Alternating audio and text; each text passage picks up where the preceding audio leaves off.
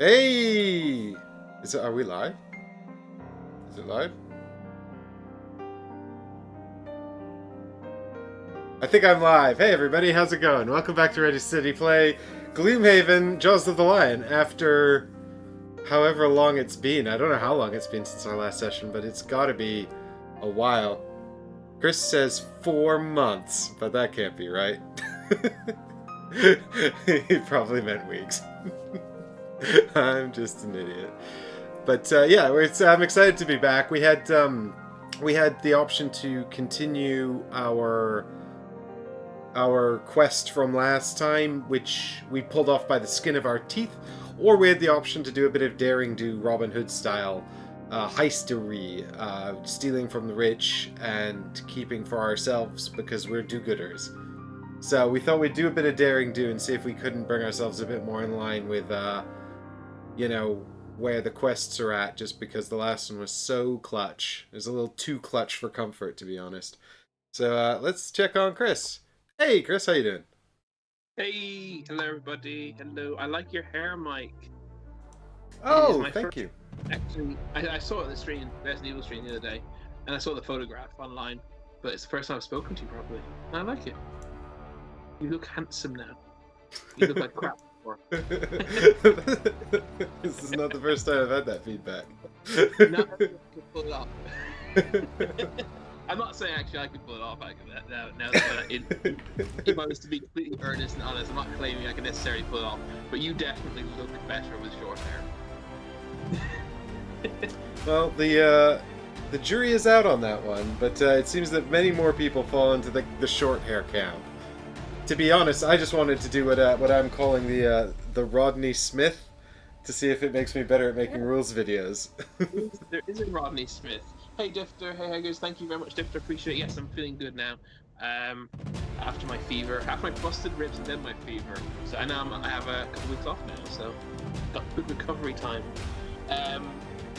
What was I going to say? I remember though a while back when I was first growing, not after the first time ever, but when I was first regrowing my hair after my last haircut, I remember voicing I really wanted to get it cut, and Leanne telling me that she really liked my hair.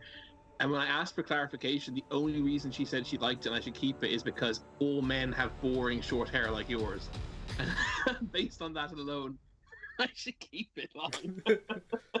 Well, Leanne was an absolute advocate of me getting my hair cut short, so it's clear that her opinions vary based on. maybe then. Well, clearly to Leanne, you look better with short hair, and I look better with long hair, apparently. But that was back when I had it was like a medium length and kind of curly. I mean, it's still curly, but now it's so long I tie it back because otherwise it gets in the way, or I look like Jesus, one or the other. It's possible that it's just because she's known us this way. I've had short hair most of the time. You've had long hair. Maybe she just doesn't like change. Yeah.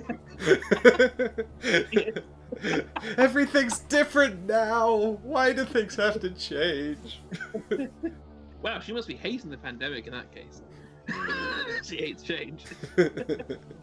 Well, we speculate. We're speculating. Those of us who embrace change are loving it, of course. Well, what is the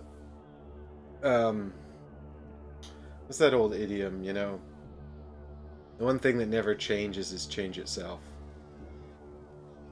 Nothing is certain in life except death and taxes. And that things change. Yeah, nothing changes. Yes. Yes, it was 4 weeks I was trying to gesture to you. It's been about a month or so, give or take. And I remember we felt war never changes, Haggers. That's true. Do you think we're going to get a Fallout announcement in a month's time at E3? I hope so. That'd be exciting. Another Fallout game. There has been some speculation. Hey, Magda. How's it going? Hey! Eddie's here. Eddie's got a few minutes before the meeting chaos begins. Oh, meeting chaos! I'm done with meetings for the day. Now I've got to figure out what's going on in the heist. Oh, Chris, look what I forgot to do. What? I forgot to put out all the treasure chests and coins. Damn it. There's always something. That's fine. I can do that too. There's always something. So we went to one of the choice of 2 sewers to check out. We went to one. We solved the issue there, killed the horror there, and that closed off the other one. As for the second time, we've had a branching quest line. So we had the option to continue the main quest, but whilst we were in the sewer, we spotted that we could exit the sewer into the grounds of a mansion. So we've decided to take the opportunity to maybe get some loot before we continue the main quest. That's the long and short of it, I believe. Yes, that's pretty much bang on. Well, that's pretty cool.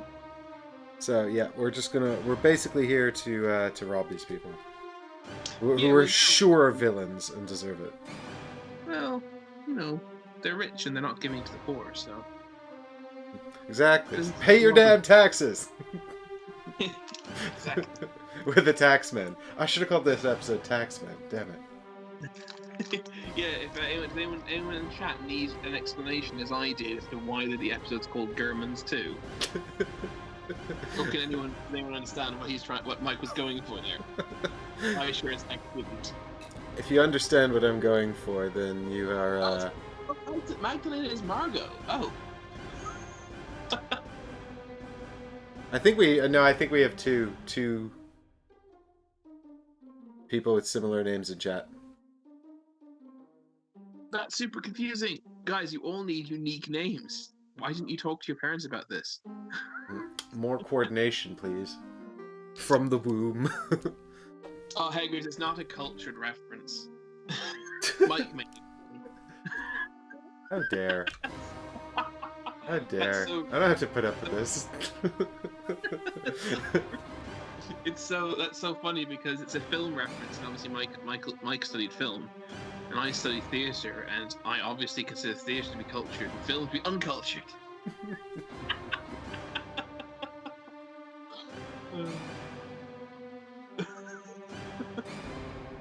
Oh dear. Look, if he keeps at it, guys, we'll just mute his call and not tell him. It's Hector's fault that he's always sassing me, so I'm in a sassy mood apparently.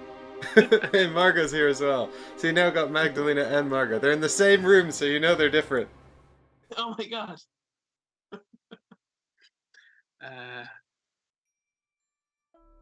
I'm trying to decide if I should share something that I know about Resident Evil 8.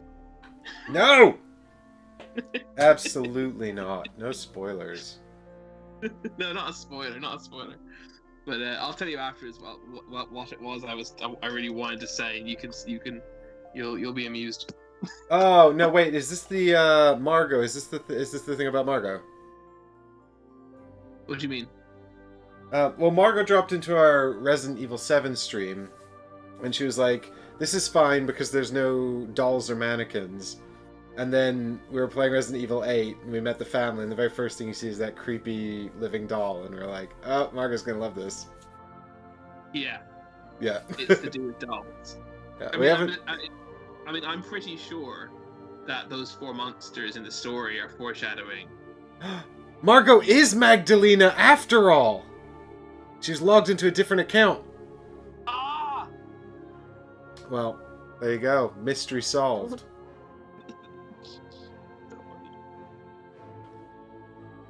But yeah, there's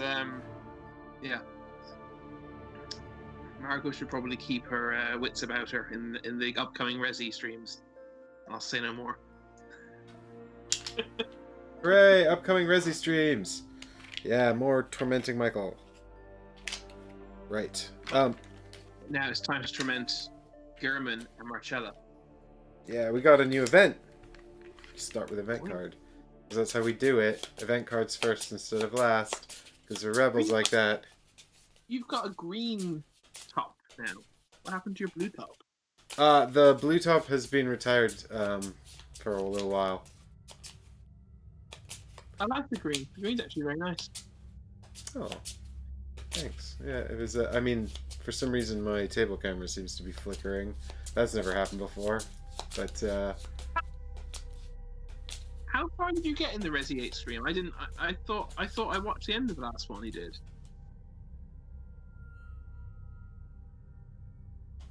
Yeah, that's we're up to you've the only part with the doll so far has been the part where the doll appears. You sort of see the doll for the first time. Yes. But I That's was what I thought. convinced it was going to jump out at us when we were in the attic. I mentioned it a bunch. It's like this does gonna jump out at us and be like, bleh. That never happened. All right, you folks ready for this? Time for a little bit of story time.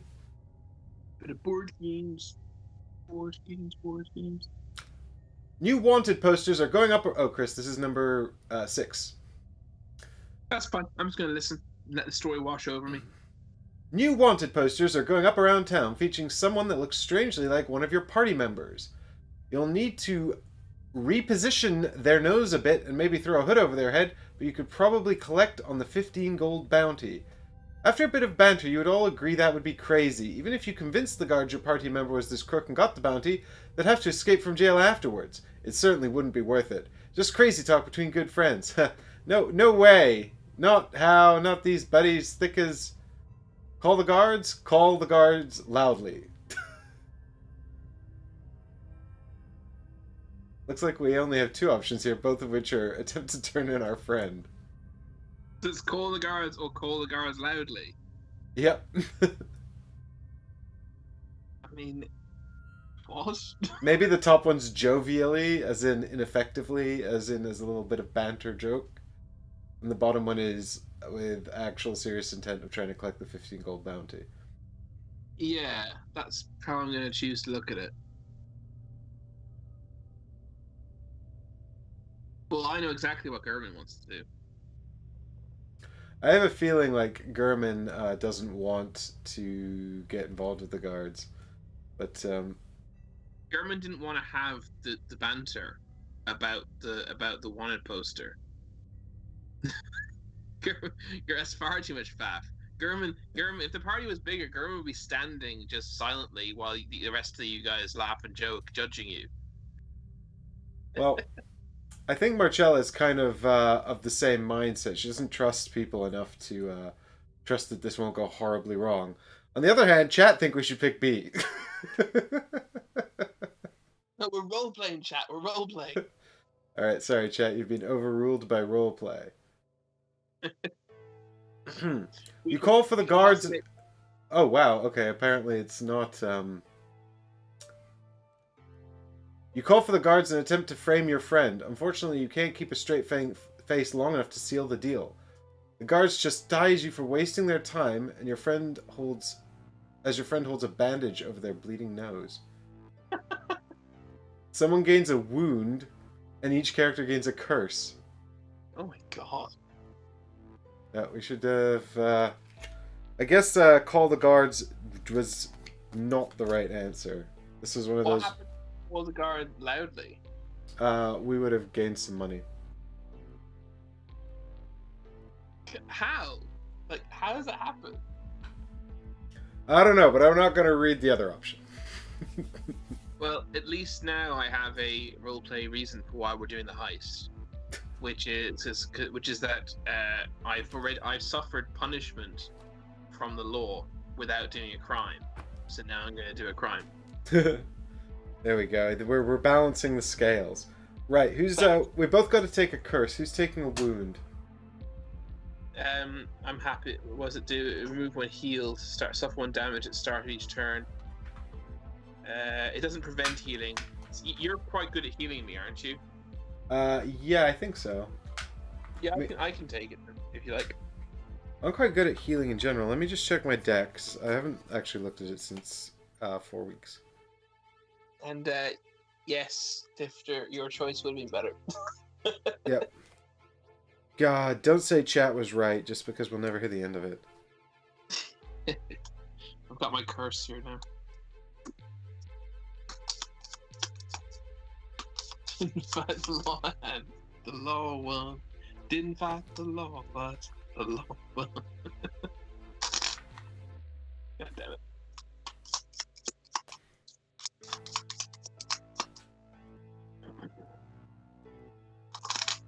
Well, I've taken my curse anyway, and then I'm happy to take the wound or not. It's up to yourself.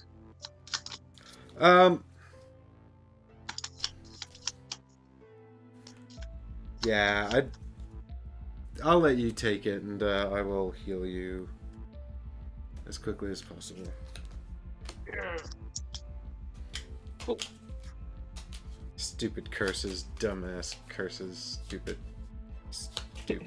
guards. They weren't supposed to hear those jovial shouts of, "Ooh, guards, guards!" Who do you think you are, Jay Pretty? Guards.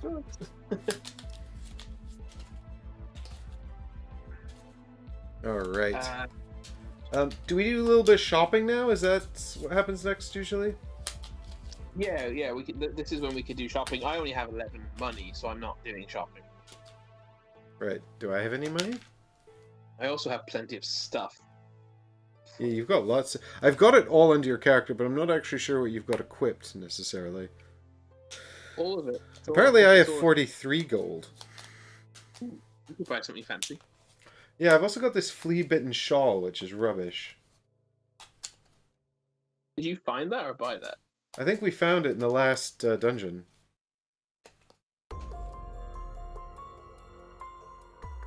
Yeah, the flea-bitten shawl. Which actually, I say it's rubbish. It probably isn't rubbish, but I can't decide if I... I mean, essentially, it's sort of like an anti... taunt. So I can activate it, and then... essentially, enemies will attack you instead of me. Here it is. And it says, you're considered to have an initiative of 99 for the purposes of enemy focusing. Yeah, I mean, definitely has a use. I mean, we definitely want. Obviously, if I'm less. closer, they're just going to go for me anyway. So it's really only if they have a choice.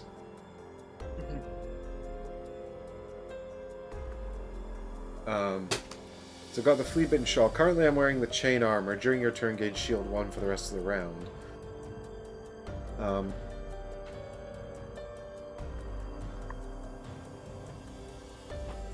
Just having a quick look at the shop here, folks. See what is in their shop.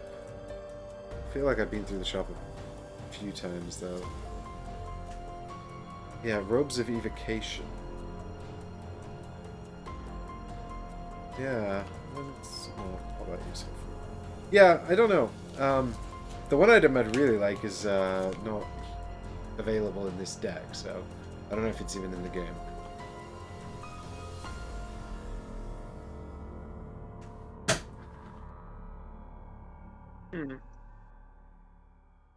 It might not be in the game, or it might be. Not everything's available yet. Though. Exactly, it might be in the unavailable half of the item deck, or it might be Gloomhaven OG exclusive.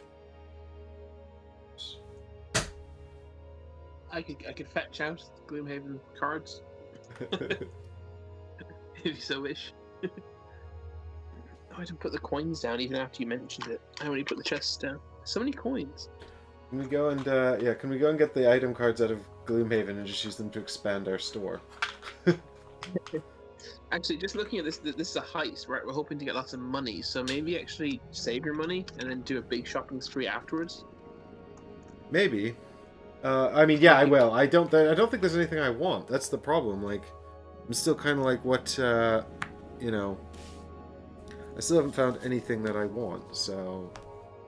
It doesn't really matter how much money we get from this heist. What I'm paying attention to are the 4 treasure chests. Which could house useful things. Atomical dropped in to say, should I buy Big Gloomhaven? If you want my opinion, Atomical, the answer is definitely buy Jaws the Line first. 100% buy Jaws the Line first, because it actually teaches you how to play across the course of the first 5 scenarios, slowly introducing you to the game rather than throwing you in the deep end immediately. You'll find you can actually win the first 5 scenarios fairly easily, as a tutorial should be, with the difficulty curve going up at an appropriate level, as opposed to original Gloomhaven, where you will quite possibly lose your first scenario, because the balancing of original Gloomhaven, the difficulty scale of original Gloomhaven, was drawn by a child with Parkinson's on a graph. It is abysmally bad. And then if you really enjoy it, you can then. So I really enjoy the Jaws of the Lion, but I still don't think I'm going to bother playing the original Gloomhaven because this is a lot of play. Like it's like 30 scenarios, 40 scenarios. We get a lot of this in. I don't think I want to do another 100. But finish Jaws of the Lion, and then if you're like, oh, I want another 100 of those scenarios, then get Gloomhaven. I mean, that sounds about right. I suppose Isaac's philosophy with the original Gloomhaven was basically, you're the kind of person that backed this on Kickstarter, then you're the kind of person that doesn't need tutorials. But back then, it was sort of I think it was a sort of a fever dream from a very hobby gamer, and it has since become something that's a lot more mainstream, purely due to its popularity, as is the case with things that become popular.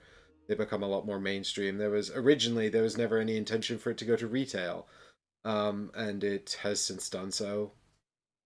So it's been wildly successful, and that's just led to people wanting to be more accessible. And I think to an extent, Jaws of the Lion is Isaac Childress's sort of attempt to make up for its impenetrableness. But and he's done it well. He's done it well. It's just a pity it came out second. That's all. Yeah, there are a few mechanisms, advanced mechanisms in Gloomhaven, most of which I'm unaware of. There may be well more. There's at least a few in Gloomhaven that are not present in Jaws of the Lion. I don't think it suffers for it. The core gameplay loop seems to be largely the same exact thing. There's more variety in Gloomhaven OG, but I agree 100% with Chris that you should buy this first, play through it. If you're still hungry for more Gloomhaven after that, maybe look at the other one, but you're saving yourself a bunch of money, and there's so much gameplay here. Like, the thing about Gloomhaven, is, it's like, that's like an undertaking that could go on for years, potentially. It's so much content. Why on earth Chris and I both have it and have got Frosthaven coming, I cannot possibly fathom. That's it. And the only time that Mike and I have played the OG Gloomhaven together was one scenario that we did on Tabletop Simulator. We've never played the hard copy together, and we've never played this together in the same room either. Yeah, my only experience of Gloomhaven OG is the Guildmaster mode in the digital game. Mm-hmm. Yeah. Oh, and the other thing that you mentioned, Frosthaven. Even if you did finish Jaws of the Lion and were like, "Oh, I do want 100 more scenarios," maybe by the time you finish this, Frosthaven be out. And if not, maybe hang on and see what kind of reception Frosthaven gets. It might be better than Gloomhaven. I mean, I'm hoping it will be. If I'm gonna do another 100 scenarios after this, it's gonna be Frosthaven, not Gloomhaven. The one thing I suppose I would point out, because I don't know how important this is to you, but there is a through narrative to the campaign in this. It's completely separate to the other two games. There is a through narrative in Gloomhaven OG. I don't know what it is because I haven't played it, but I understand that there is an emerging narrative in that comes out through the different scenarios, and it may well be linked to whatever the plot of Frosthaven is. So if you are the kind of person that needs to complete all the stories in order, then Jaws of the Lion you can play wherever, whenever, but there may be a chronology to Frosthaven and Gloomhaven, but I don't know, and I don't know how important it is, and how committed you are to that kind of endeavor. Like we said, Gloomhaven's probably unless you're playing it solo or you're playing it with your intimate partner who lives with you, it's probably a 3-year undertaking. Even then, even if you're playing with someone who lives with you, you both have other stuff you have to do. You still have to get your free time at the same time. It'll still take years, I reckon. But the bottom line is, buy Jaws of the Lion first. Jaws of the Lion is a great product, but a great value for money. There you go. Okie dokie. Speaking of which, let's play some Jaws of the Lion. Did those checks from Isaac arrive? No.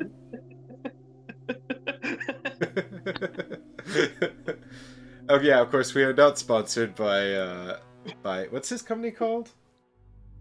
Not Cleopatra. Cellafair. Something like Cellafair Games. We are not sponsored by Cellafair Games. Nobody gave us any money. as usual, we just don't get paid and then say what we want. So... I've read that as Cleopatra Games for years. And they didn't even make Cleopatra and the Society of Architects. Outrageous. All right, let's go.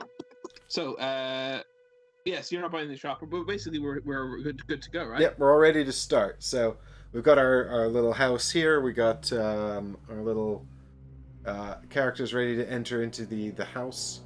Let me see if I can just get some proper focus on this camera. I don't know why they have low light compensation by default in all these cameras. Wish they didn't. Focus! Alright, that's the best we're gonna get. Alright, here's an introduction. Prepare yourselves for the introduction. Of course, you would not normally go out of your way to creep into some wealthy merchant's house and steal their valuables. You're not a common criminal after all. But the entrance to the estate was behind the illusory wall in the Traveler's District sewers, implying its residents might somehow be involved in this whole mess. Plus, Gehrman just got punched on the nose by a guard for no reason, and you're mad about it. You just want to take a look around, and if you happen to find a valuable or two, so be it. Speaking of which, I need a wound token on you there. You quietly climb up out of the sewer entrance into a grand entryway, complete with a couple of impressive stone statues. It doesn't seem like anyone is home, so it's time to see what you can find. Special rules. If any character becomes exhausted, the scenario is lost. When any treasure tile is looted, immediately read scenario point 1. Alright, that's all we got so far. But, I mean, I don't think it's any great mystery what's going to happen here. No, I think you keep reading the special rules there, don't you? But just skip the 1, the 2, and the 2. Oh, maybe not. No, I'm wrong. It's on, no, my bad. There's a horizontal line. Sorry, my bad. But the only enemies we've been told to recover for this scenario are the stone golems, so I think you can kind of guess what's going to happen here. Well, I did notice that impressive stone statues are present. So, yeah, exactly. And currently everything is quiet and docile, but we shall see how long that remains to be the case. Hey, I've got the stone golems on level 3. Is that accurate? Yes, because we're both level 5, so the average level is 5. Half the average level rounded up is 2.5 rounded to 3. So ooh, we're both level 5. Oops. I got us at level 6 for some reason. Oh, well maybe you are. I'm level 5. No. We're both level 5. I just read the chart wrong. I can't remember if these are called tasks or missions or quests or what they are, but we need to, oops, just split them all. Oh, the battle goals. Is that what they're called? Battle goals. Battle goals! Secret battle goals. We're going to need your help with this, chat. Indeed. Right, I got to... Oof. Yeah, I think this one. I'm going to pick mine quite... I'll just show mine to chat. So, this one... I'd find where the camera is. This one, chat, feels a little bit limiting. I feel like that may be something I want to do, so I'm not going to take that. Considering the role I play in our matches as opposed to Mike's role, I think this one seems quite likely that I can achieve it. So I'm going to grab that one. Do let us know if Mike takes the same one. I don't think he would. Do you know what I'm going to do, actually, real quick before I draw 2? Is I'm just going to have a quick look through my deck, because I can't remember if I sort of set this up for... I'm just going to quickly grab it. Actually, I'm satisfied with my cards I'm bringing with me. I'm going to double check if I've got a second loot card, because if I do, I might. Pekka's asking, a bit off topic, but are you going to play more Resident Evil tonight? Not tonight, Pekka. Friday. Friday for more Resident Evil 8. Michael needs to recuperate.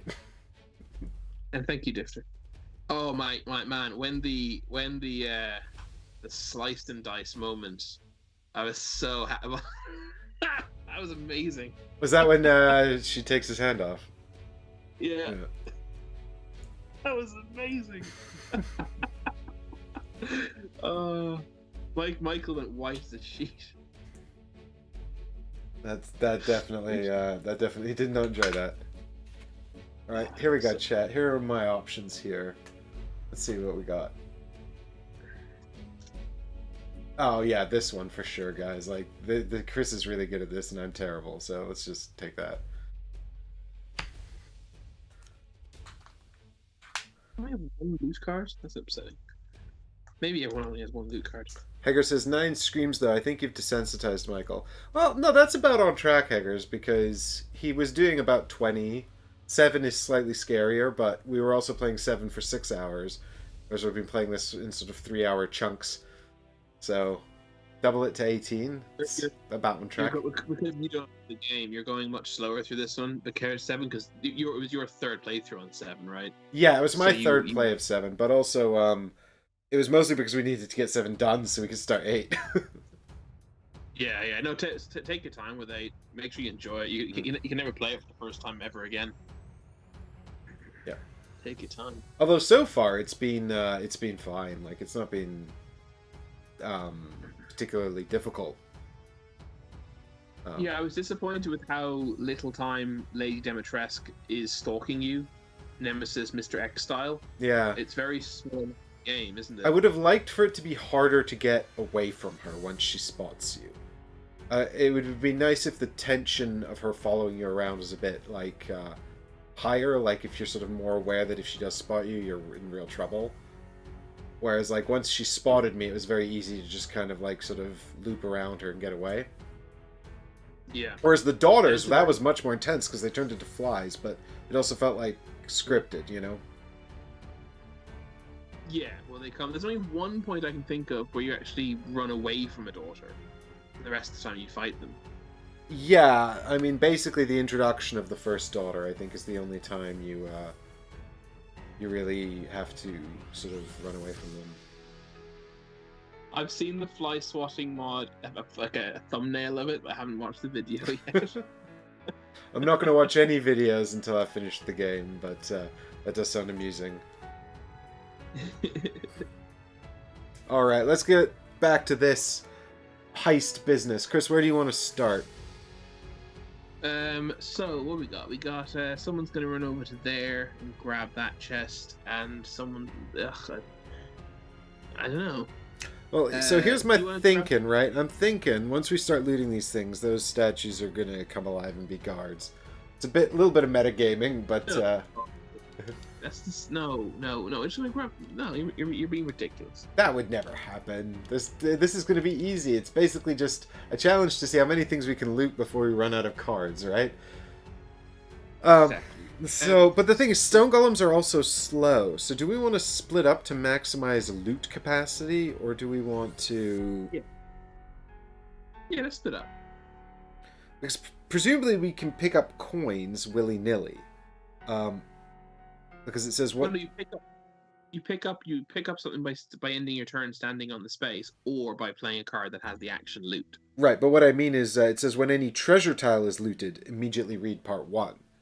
So I'm thinking we can pick up all the coins with a baden, but the minute we loot a treasure chest, we're going to be in trouble. Yeah. Well, do you want to start on the eastmost space and then go down south and cross the bridge and back up to that chest with the 4 coins around it? Because if you stand in that chest and play a loot card, you can just grab all of them. Yeah, so you're suggesting I should go get treasure chest 2? But one of us certainly should, and I'm volunteer. I'm suggesting you because you have a decent bit of money already. So if you get a big chunk of change here, you could maybe buy something very nice from the shop. I'm less in need of something very nice in the shop, I feel. Well, but I have the reason I have money is because I've been perusing the shop and there's just nothing in there that I'm particularly keen on. So with that in mind, I'm more interested in the treasure chests. Well, there's a treasure chest there anyway. Yeah, that's true. We'll probably end up doing 2 chests each, if we can. We'll see. But I was thinking one of us starts far east, one of us starts far west, and just basically go opposite directions.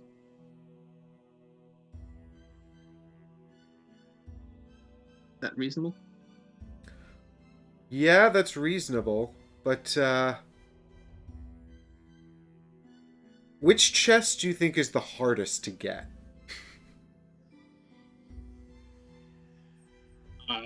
I don't know. Because I'm thinking I should No. go for the hardest chest first, because that probably contains the best loot. Well, the one I've mentioned, possibly, because it has. Oh no! My logic was going to be that it has that assuming something spawns on A, it's got no way out. But actually, that's true of 3 of them. Hmm. Ah, so we're thinking they spawn on the letters rather than the statues. I think so. That's what the letters usually are for. Hmm.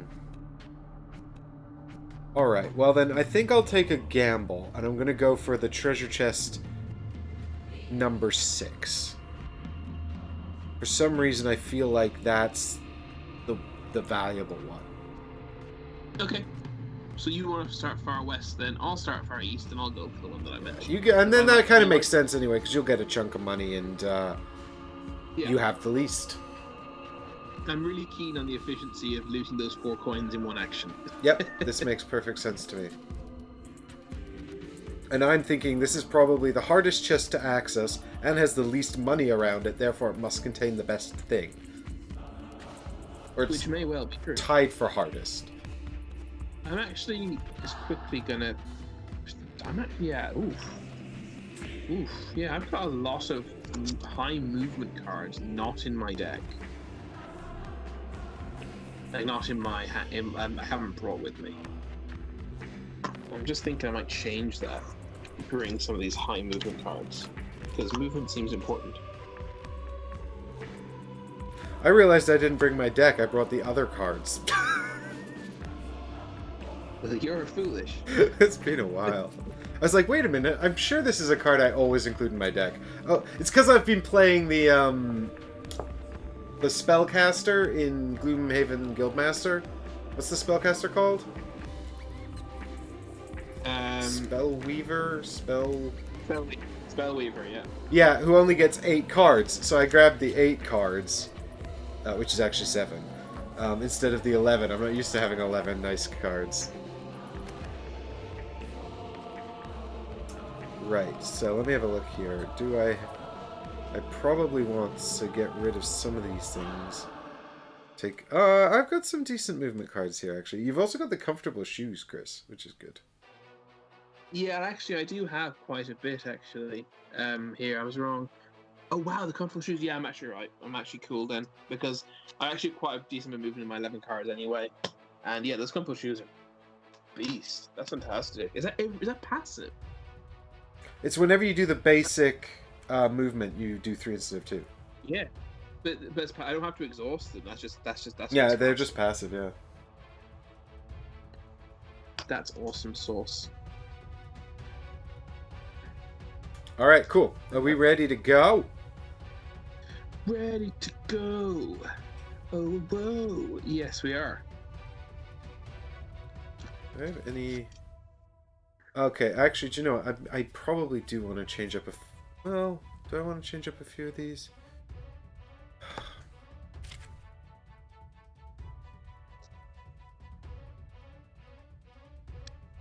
There's one card I'm going to change.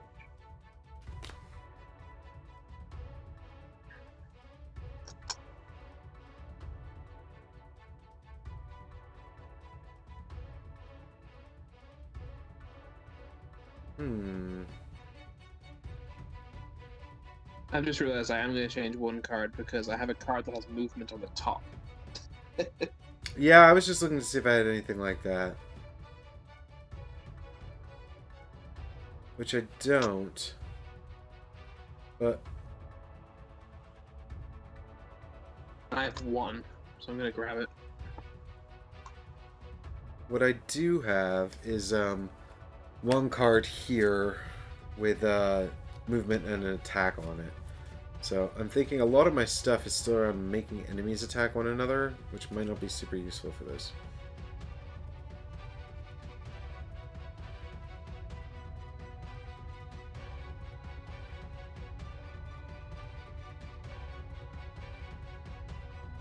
Dun dun dun dun dun dun dun dun. Dramatic thinking about the cards. Dramatically thinking about the cards. Dramatically thinking about what I'm gonna take. Ooh, yeah. Taking that card out. God, I don't want to take any of these cards out. I'm gonna pick the first two cards from my turn as well. Oh wait, no, that top movement, the card I had that gives me movement on the top. It's like it exhausts the card, like it kills the card. So dumb. It burns the card. Yeah, no, forget that. Done. I took out Signs of the Void because this is typically a card I include for the initiative value, and if I remember correctly, stone golems have shit initiative. All right, cool.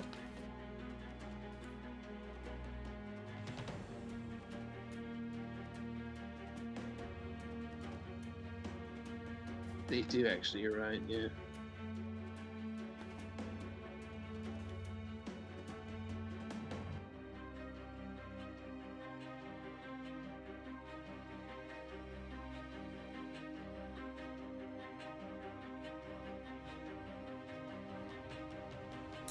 Oh, do you know what though? I do need, it's no difference to you whether or not you start in the eastmost space or the second eastmost, right?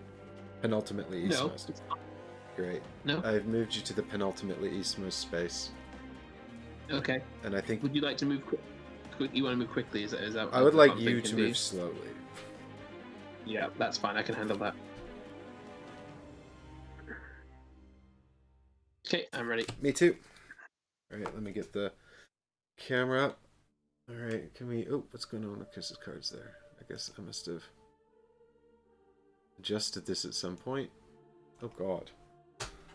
Hold on, I just need to fix your camera here. I don't know what happened to it. I fixed it when we were first playing, and now it's gone. Crazy.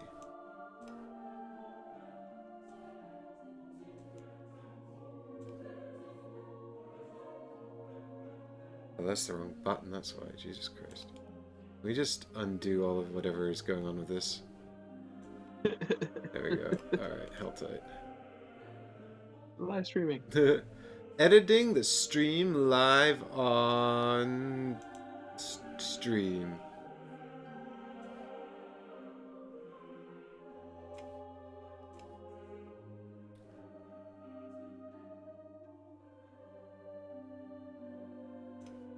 Right. Okay, there we go. This will actually hold on. I just realized I messed something else up. And then we come back up to... There we go. There's the ticket. Right. Chris's cards and my cards. Alright. You guys ready for this? Oh, wait. I have to check the... Yep. There we go. Alright, here we go. Ready? Yep. 3, 2, 1. Review! Sorry, didn't realize you were counting in. 64. 26. Okay. Okay, so my amazing epic plan is to first use heal 2, range 2, target 2. So I heal us both for 2. Yes. Which really just removes your poison. It was a wound. But okay. Yeah, the wound, yeah, that's the one. And then also I will move 4 with Resigned Frenzy. And I think I'm just going to go straight forward. 1, 2, 3, 4. So now I'm just next to the desk as I approach the lower door. Okay. How many spaces do you move? I moved 4, so I'm 2 spaces south of the letter B. Cool. I am... Apparently my cards are mirrored. Your cards are mirrored? Apparently so. Oh, yeah. Why has that happened? You flipped the image, or you've always flipped the image. Yeah. That's the way. You've obviously flipped it in the wrong axis, have you? No, well, that's not a thing. That's not the same as mirroring. What am I talking about? Alright. Maybe I have. Let me just have a little play with Chris's camera here. Oh, that was the wrong thing to press. Do you know what this software needs is desperately needs is an undo button. I don't even know what's happened to that now. Wait. Does Control Z work? Which camera is this? Yeah. It does not. I don't know why they haven't come up with an undo button for this, but never mind. I'll just sit here and force everyone to watch me do it over and over and over again.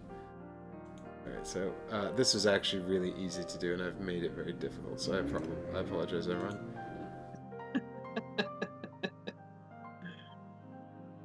And that's not mirrored, so that's good. Right, this is not mirrored, right? Yeah, Difty, you're right. This is all your fault. You're so inconsiderate. He's trying to be helpful. Alright, that should be sufficient. I think. No, that'll have to do. Alright, cool. Brilliant. Nice. So, the top half of double throw is what I'm using, but I'm just using it as a basic attack action. It's not going to attack anything. And then I'm using the bottom half of the new favorite, which is actually quite cool. I always use the new favorite for its ongoing ability in the active slot, so I never use it for this. There's actually a quite cool bottom half, which is attack 2 with an immobilize, followed by move 4 and generate wind magic. So that's actually quite cool. 1, 2, 3, 4. So I did exactly the same thing. I moved southeast and then south. 1, 2, 3, 4. So you're now just northwest of the door. Indeed. Yes. And I've generated wind magic, which is crucial for next turn. Alright, everybody, take note. Wind magic is strong, but now it's waning. Okay, and then we're going to pick our next cards. This is a super exciting opening. Run! Get the treasure as fast as you can. Right, I definitely need that for later. This is fine to use this, I think.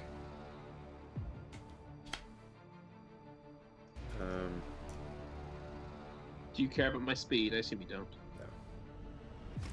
I only care about when you're going to loot that chest. Because that's going to trigger something.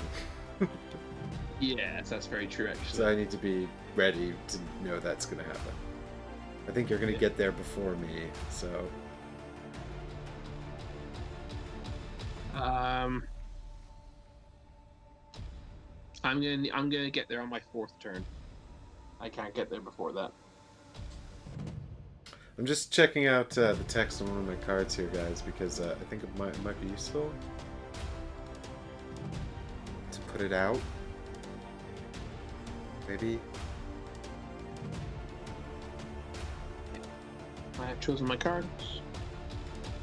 I don't know. Maybe I'll save that for later then. Ah, we'll do this one on account of the fact that... wait, what cards are we reading? That's the one I'm saving. Dun dun dun dun! Choosing the things. Okay. Here we go. I've done the choosing. You ready? Ready. Let's go. Here we go. Blam! 36. 56. Off you go. Oh, I get to go first. Amazing. So I've triggered... You never go first. And now, while we're not doing anything, you get to go first all the time. So I triggered Master Influencer, which just lets me improve my attacks when I control enemies and stuff. This is the one I always wind up playing out. So I'll just put this up here. I get 2 experience points. Oh boy.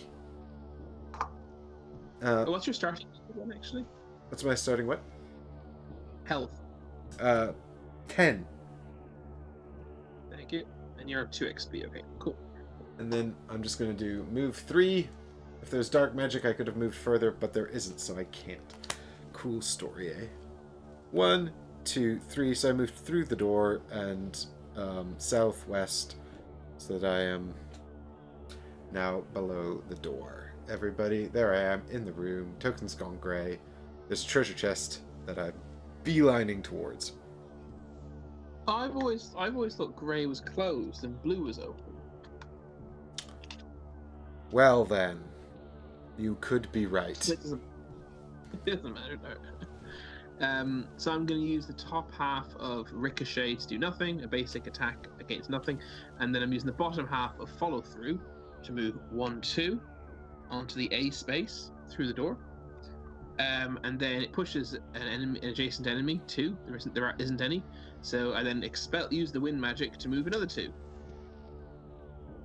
1, 2 onto the coin south of the chest, which means I can actually I actually miscounted the spaces. I can loot next turn if that's okay.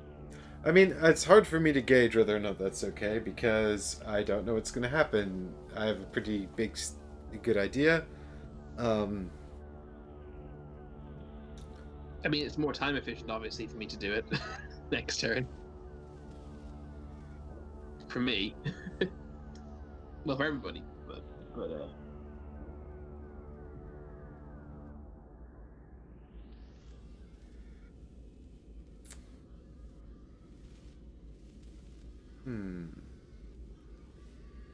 Right, and you spent that wind magic, didn't you? Okay.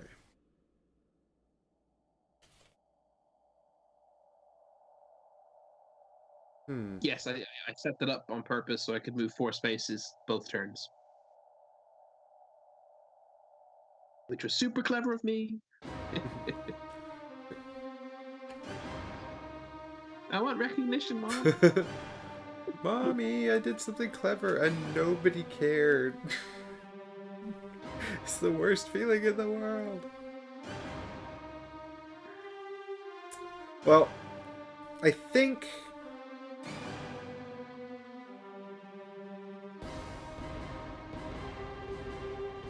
Actually, wait, where's my... Oh no, what have I done?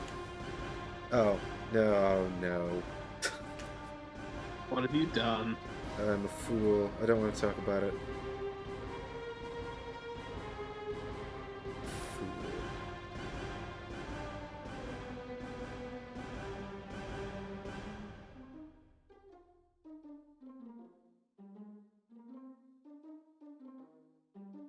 What have you done?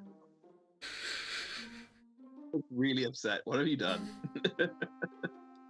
I'm not upset. I mean, I am upset, but, you know, sometimes life is just, you know, it's made all the spicier by the challenges human error creates for us, isn't it? I think that the lovely compliment Diffa just gave me is all the more important now that it turns out that not only did I do good, Mike did bad. What have you done?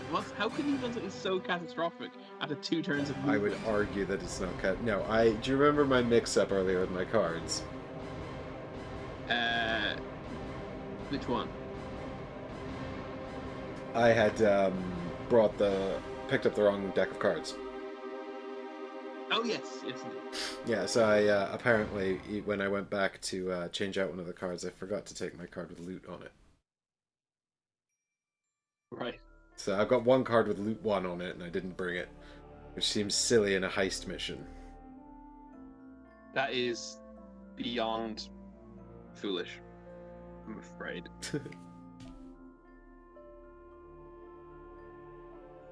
I think you've made a mistake, Mike, and you should have taken the loot with you. Well, I'm glad I went to get this this one surrounded by the money. Yes, indeed. Clearly, that was the right choice. I mean, do you want to retroactively? No, it's fine. Fix your cards. No, it's fine. I'll just make it work like a baller. All right. Well, I'm gonna loot. I think I'm probably gonna open something next round because I don't see a point in waiting. Because we don't actually have an objective in this mission, which is very unusual. The objective is loot C treasure tiles. Oh, loot 2 treasure tiles and then escape. That's it. Hell, Okay, so we'll loot 2, and then we'll have the option to escape. But presumably we can stick around longer and try and get the rest. All right, Chris. I hope you're going quite fast. You can judge the threat. Are you going? You ready? Yep. As I said, I hope you're going quite fast. Here we go. You ready? Yeah, I'm waiting for you to count. 3, 2, 1, go! 40. Not as fast as I liked. No, I went 67, so that's fine. Why do you? I could have gone 23. Why? Because I'm thinking that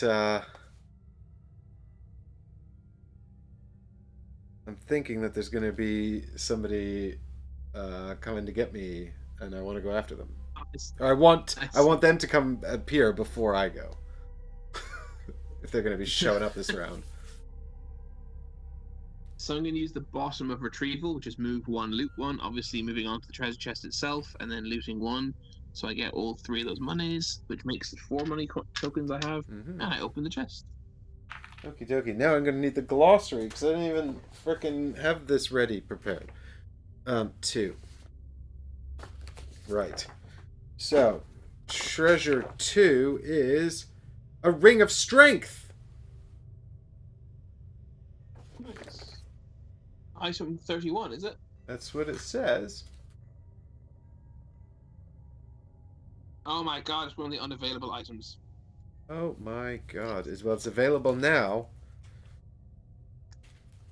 Alright, keep these cards out. Probably need them.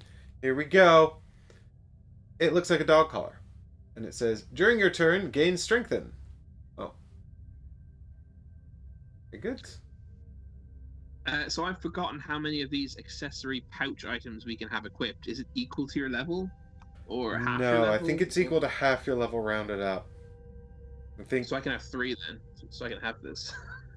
Oh yeah, can we have 3? Because we're level 6. I guess we just leveled up, yeah. No, we're level 5, but half of 5 rounded up is 3. That's right. But I wouldn't quote me on that. So chat, if you know better, let me know. I can never remember. What's it called? Is it called equipment?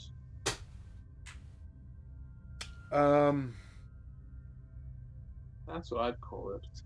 No, I think all the cards are item cards. Item. Oh, here we go. Accessories?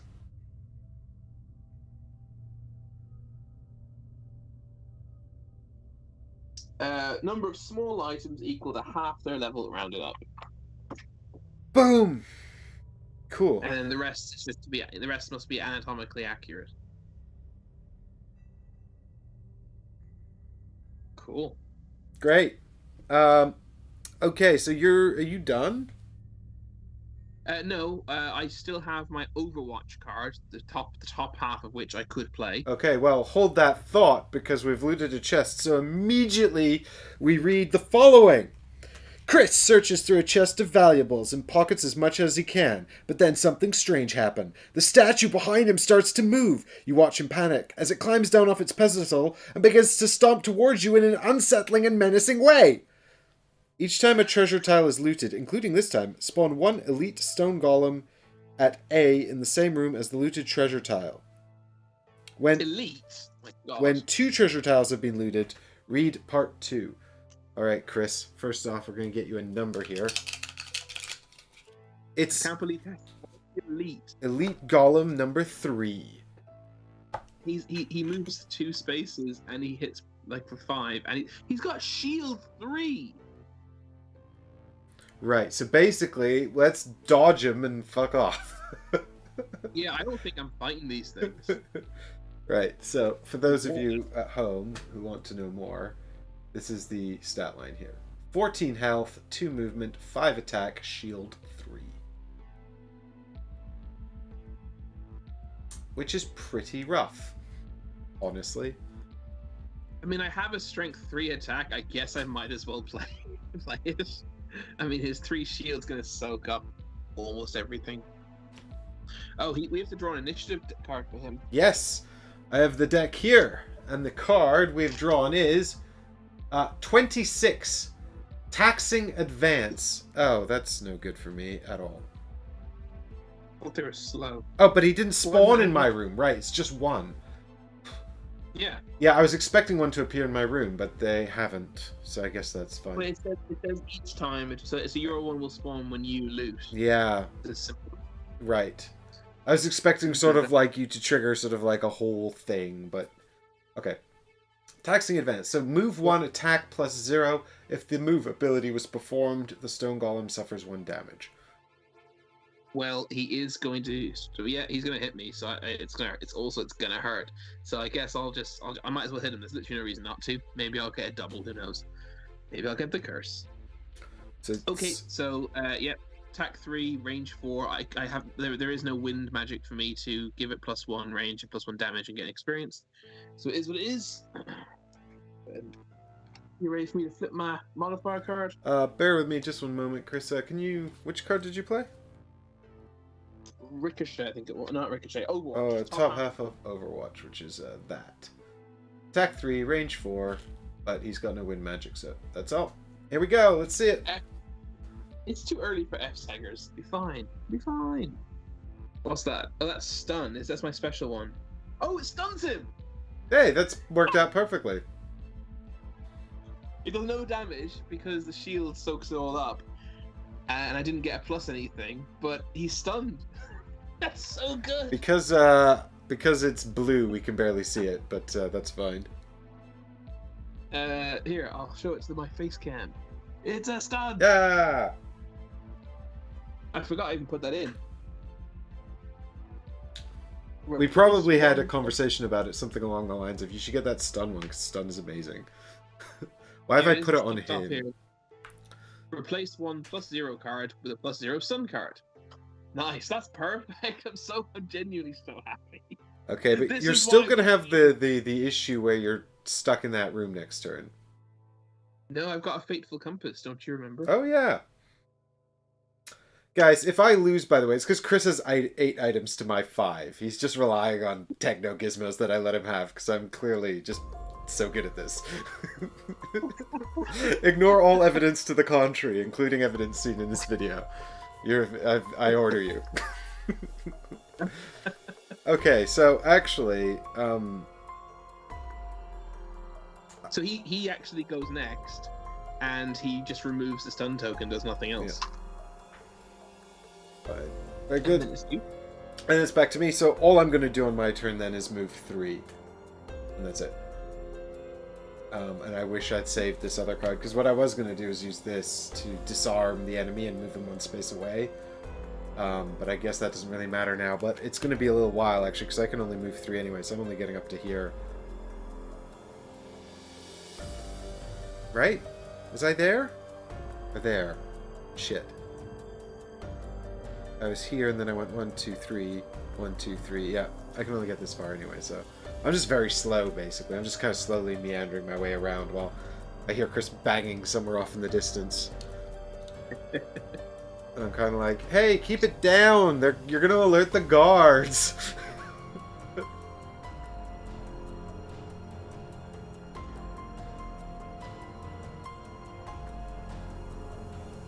I'm just trying to decide if I want to...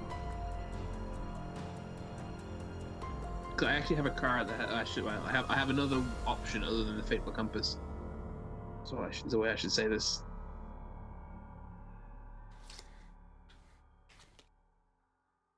Yeah, I mean the money. Basically, we want to, if possible, we want to get the other 2 chests, right?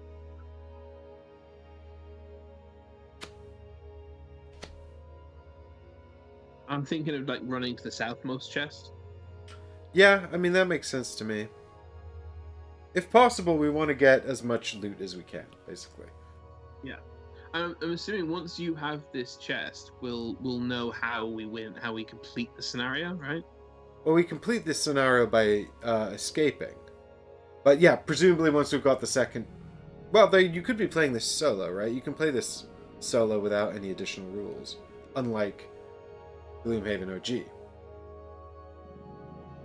What's that got to do anything? Well, presumably, escape just means get back to the spawn point, because it hasn't actually detailed what that means. But if you're playing on your own, you would already have met the victory condition. You would, yeah. Yeah, I don't. Yeah, you're probably right. It probably is just go back to the spawn point. Actually, that's what I was trying. That's what I was wondering is how do you get out? Well, there doesn't seem to be any other exit, so I presume it's just return to the front door. Okay. But remember, if any one character's exhausted, we both lose immediately. Mm-hmm. That's a special condition. Yeah, that seems. We should be fine, I think, for a bit. I think I am actually going to do this. I'm sort of surprised at myself, but considering we don't really intend on trying to kill anyone particularly, do we? I think we would be very hard pressed to kill them. My agenda is to essentially manipulate them with my magic while I try to grab the chests. Yeah, agreed. Yeah. Okay. Let's do that. Yeah, you can do quite a lot of manipulation. I'm going to attempt a sort of manipulation. Not on your level, but yeah. All right, I've picked.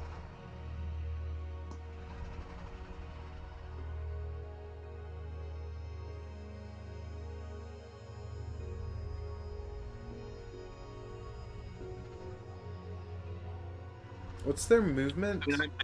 2. Sorry? Okay. Yeah, that's 3. No, it's 3. He's elite. Oh no, it's 2. You're right. My bad. I misread. I do have my throwing hammer, which I can use as an attack to cause stun.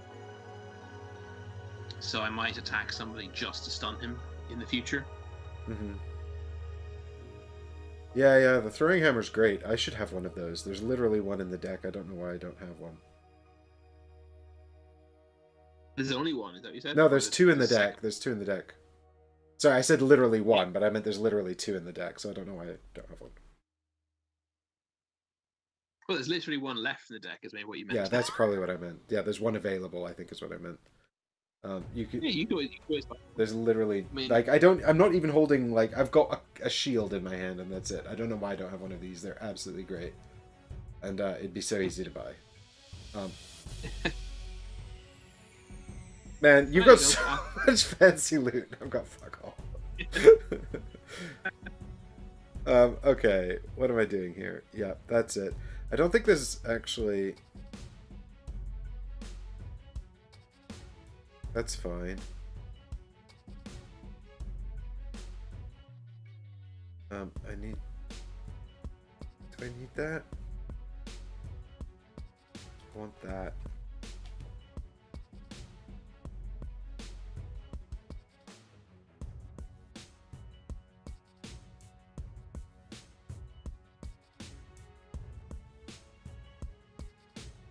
Might as well. Okie dokie. Are you ready? I am ready. Do it. Oh, where are the... There we go. 3, 2, 1, reveal! 25. And 49. What do they get? And also the enemy's one, which is... Blam! We got Ground Pound. Move +0, attack -1, targeting all enemies at initiative 83. Don't worry. Well, I'm not worried about your one. So I'm going to use the Fateful Compass. I'm going to flip it over to move someone who's in range 3, which he is, 2 spaces. So I'm actually going to move him 2 spaces north, so he's directly beside me. Understood.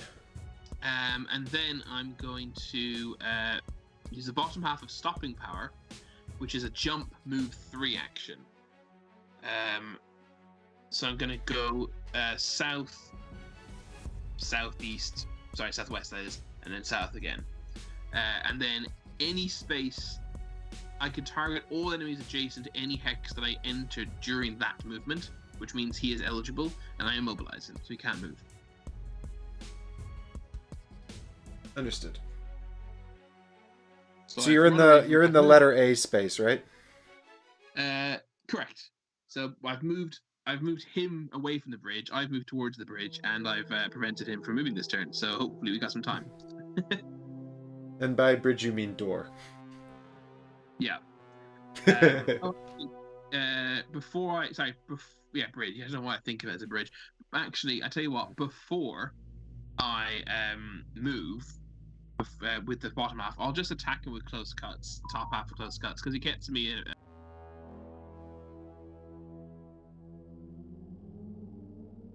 Okay, we're back.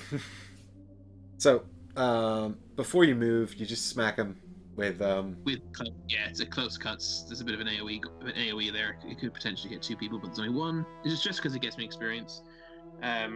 So I'm gonna flip modifier card. If that's okay. If you're ready for that. Hold on. Yep.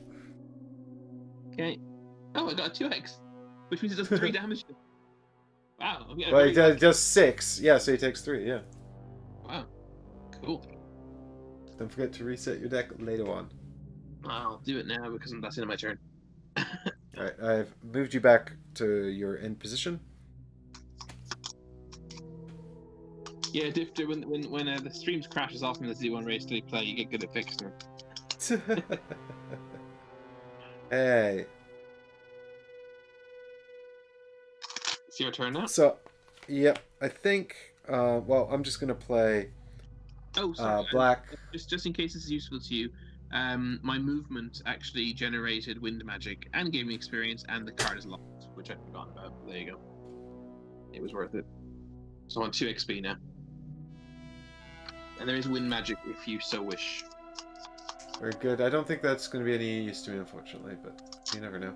So I'm going to move 2. I mean, I don't know why I'm moving 2 with this card that has 2 move on it when that's the basic thing anyway. It's only useful if I can give a benefit to Chris, which I can't. So I'm literally just moving 2 and that's it. I'm going to end my space here on the chest. So, unfortunately, fortunately I'm going to get something. Unfortunately, this thing's going to appear and walk over and smack me, but sometimes that's what happens. So,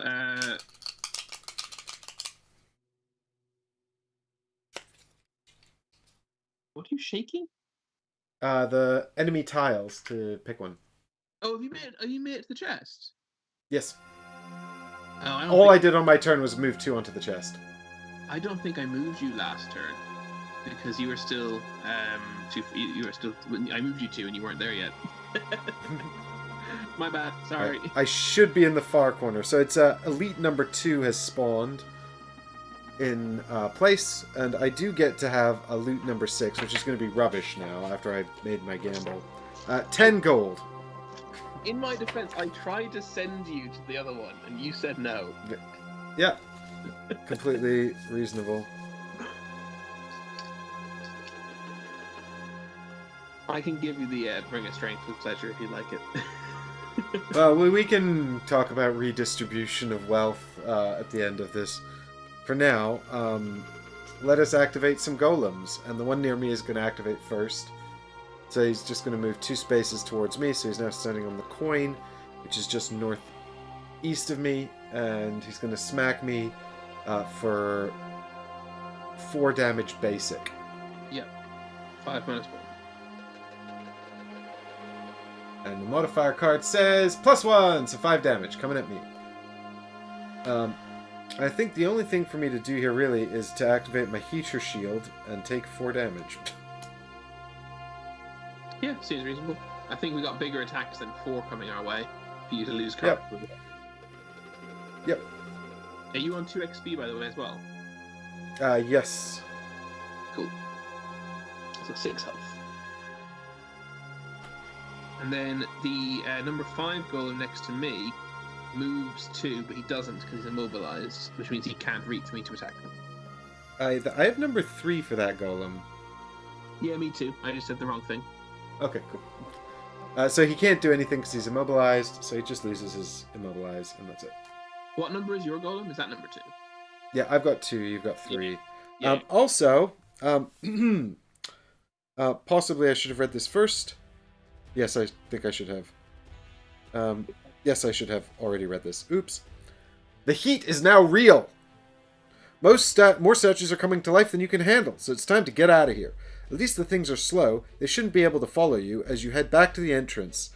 Though you see more of the statues moving into position, they have you surrounded.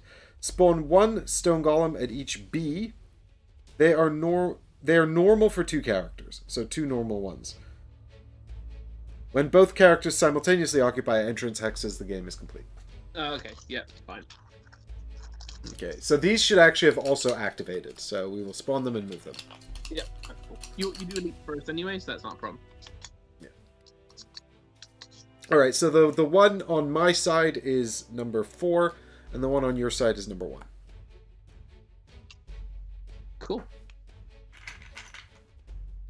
So they're both just going to move south 2 spaces, I believe. Is the one... I think actually the one on my side is closer to you, so he might move southeast. 10 for you, and 1, 2, 3, 4, 5, 6. Yeah, he is actually. Yeah. So basically, they're like, get that guy! south, south, and southeast, southeast, respectively. Uh-oh. Well, you... Uh-oh. It's fine. I'm just knocking stuff over here on my end. I can basically, what happened is they were like, well, Ring of Strength, 10 gold, you know. Ring of Strength is clearly the priority. Well, I've already picked up 4 money tokens, which at level 3, I'm not sure what they're worth. They're worth quite a bit. Scenario level 3. They're worth 3 apiece, so I've got 12 money on me already.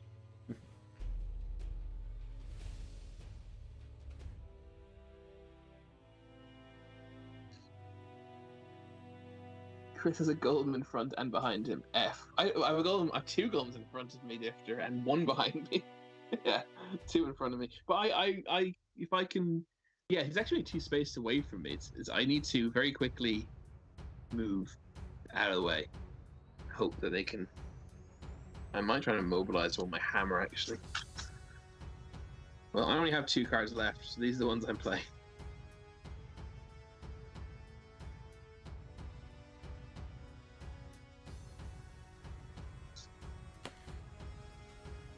The wind magic's down to waning, by the way.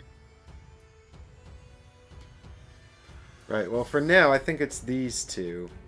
Then I'm down to 1 card left, but... Anyway, you ready? Yeah, yes, but I have a bit of an issue. Okay, go on. Well, wait a minute. Do you need a minute, or... No, the only solution. I only have 2 cards. The only solution to my issue would be to take a short rest, which seems indulgent and foolish. So let's not do that. As you wish. All right. Yeah. Here we go. 3, 2, 1, reveal. 58 and 21. I really hope this golem goes slowly. Alright, here we go. Golem card is coming, and the Golem card is... that's an attack modifier. What the fuck am I doing? Behavior card. I just wanted to build suspense. Blam! 28. Oh, come on.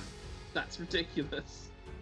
It's Runic Draw. Move +1, attack -2, range 3, pull 2, immobilize.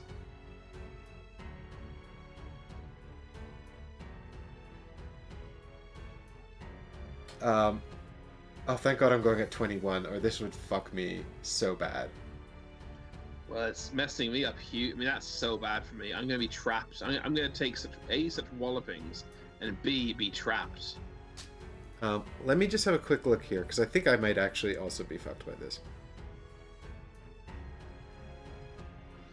Oh my God, this is terrible.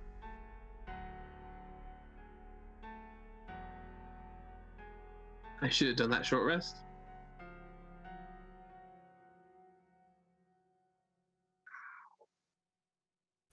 Damn it, yeah, I think I'm also going to get screwed up by this. Oh, no, there's 1 saving grace for me. Oh, is there?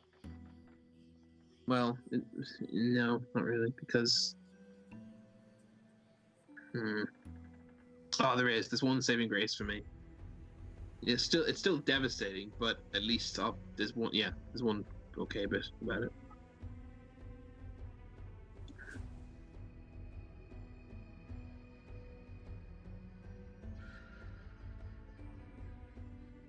Sir Robin. Who's Sir Robin? Just mean because we're gonna be rich. Sir Loxley or Lord Loxley. Lord Loxley. So actually, I'm going first, and then them, and then you, right? Yeah. Okay. I think I can't avoid getting immobilized next to this guy. I'm just having a look. Unless you could stun him or something, or prevent him from being able to attack on you. I don't have anything like that, unfortunately.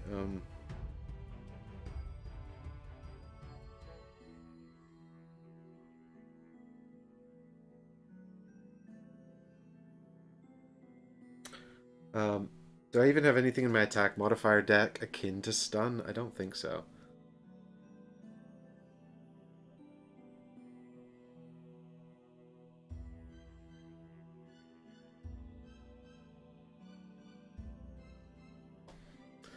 Oh, God. I've just realized that the reprieve that I thought I'd worked out is actually not the case after all. Oh, that's devastating.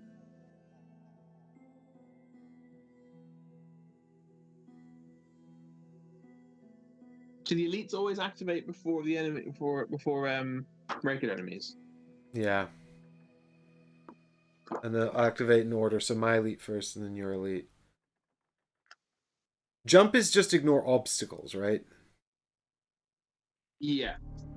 Damn it, I was really hoping I could jump through a wall. Oh, terrible. Well, the elite golem is going to pull me back towards him. And then the others are going to enter into this room. And I think I'm just going to get pummeled to death in that room. Could this be the first scenario we fail? At least it'd be a side mission that we could choose not to try again, or try again.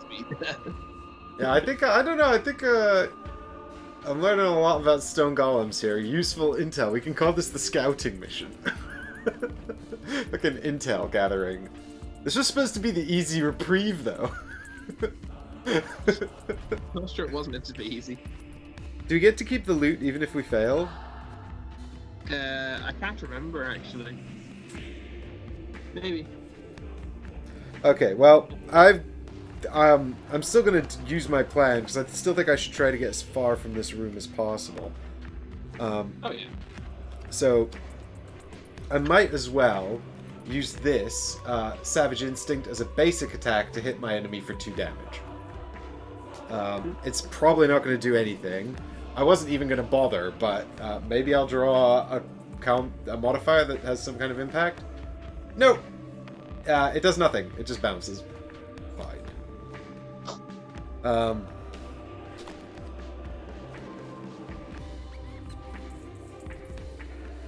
And for my next thing, I'm gonna use jump. 4. I can target all enemies I move through with curses. I do, of course, burn this. I'm actually gonna tire my weathered boots to go 5. Unfortunately, this isn't gonna get me far enough away to avoid this guy's jerky thing. 1, 2, 3, 4, 5. I could orchestrate it so I end up here. But it doesn't matter whether I end up here or here, because he can get to here, and he still has line of sight to me, so he'll just pull me there and immobilize me anyway, unfortunately. How did you move around him? Did you move him with your thing? I have jump. Oh, the boots gave you jump, did they? No, it's my ability is jump. Oh. And the boots just made it move 5 instead of 4. Okay, sweet. So you move 5 away. Okay, cool. And then I curse him and also generate fire and ice and get an experience point. For what it's worth.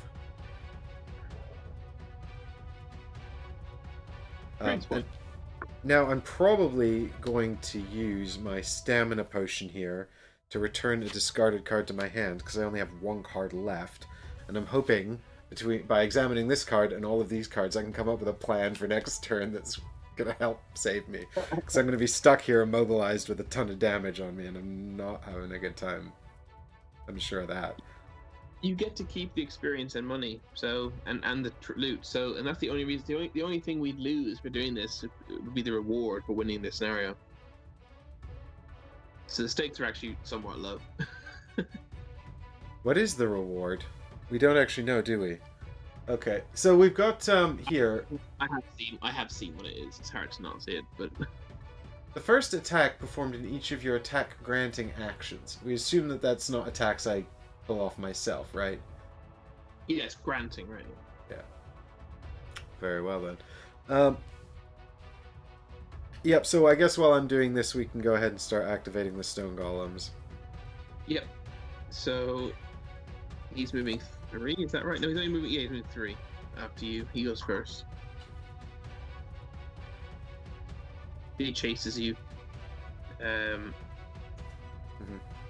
only moves 1 space actually, because he only needs to move 1 space to reach you with his range. Oh, well, in that case, Chris, let me end my turn in the northmost space, because then in order to get line of sight, he'll have to move below the statue. Does that make sense? Why would you want him to move further? So that he doesn't pull me back into the room. Oh, of course, it has pull on it. So you moved 5, right? Yeah. So I can go 1, 2, 3 over his head, 4, 5. I understand. Yeah. So he needs to move directly below the statue, which he can't do. He only has 2 movement. No, it's +1 on the card. He's the elite. Yeah, sorry. Yeah, so he moves directly below the statue. He has line of sight to you now, but the pull won't matter. So that's good. So he'll pull me south. Yeah. And then he'll hit me for 3 damage and deliver immobilize. I'm just going to refresh chat here because YouTube's stopped working.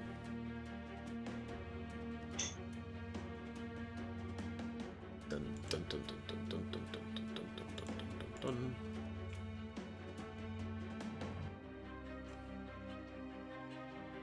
Yeah, we're Difter, right? Returning from Robin Hood into Sir Robin.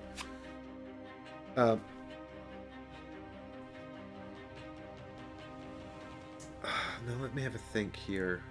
I need to figure out which of these cards I'm recovering. Oh, that should be flipped over too. Okay, so right, here we go. The damage card though first. Here we go. It is a +0, so 3 damage coming my way. And I am immobilized.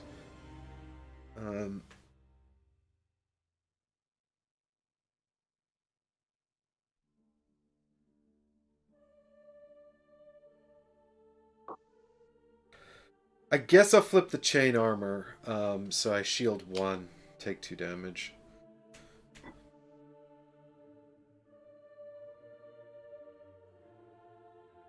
Makes sense.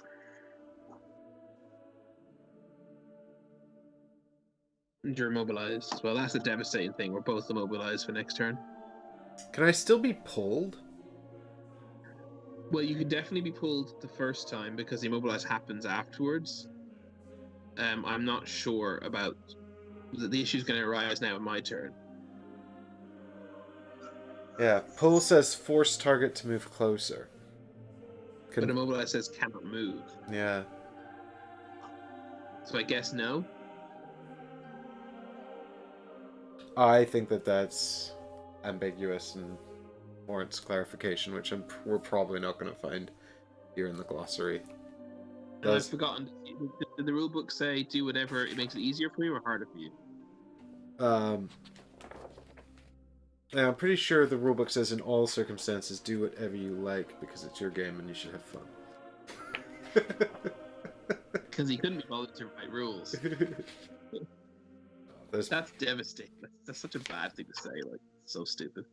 What's that? It's so stupid to say, oh, if I haven't done a good enough job writing the rules for a section, make it up yourself. Pretty much so many games have that. I've never seen one quite like the sentence in Gloomhaven. Not a first difficult situation you've encountered. That is true, Difter, but I'm scared. I'm about to be trapped in this room with 3 golems and just be pummeled. Just quickly having a look in the glossary here, folks, to see if I can find anything about it. I'm just not entirely sure which... Yeah, have a quick Google. It does say here, when applied to a figure, it prevents them from being able to perform any move abilities. But it does say it prevents them from doing any move abilities. So, I didn't see anything under movement about forced movement, but maybe there's a note here under pull, push and pull. Because we're not using those abilities, right? Enemies are using those abilities? Yeah.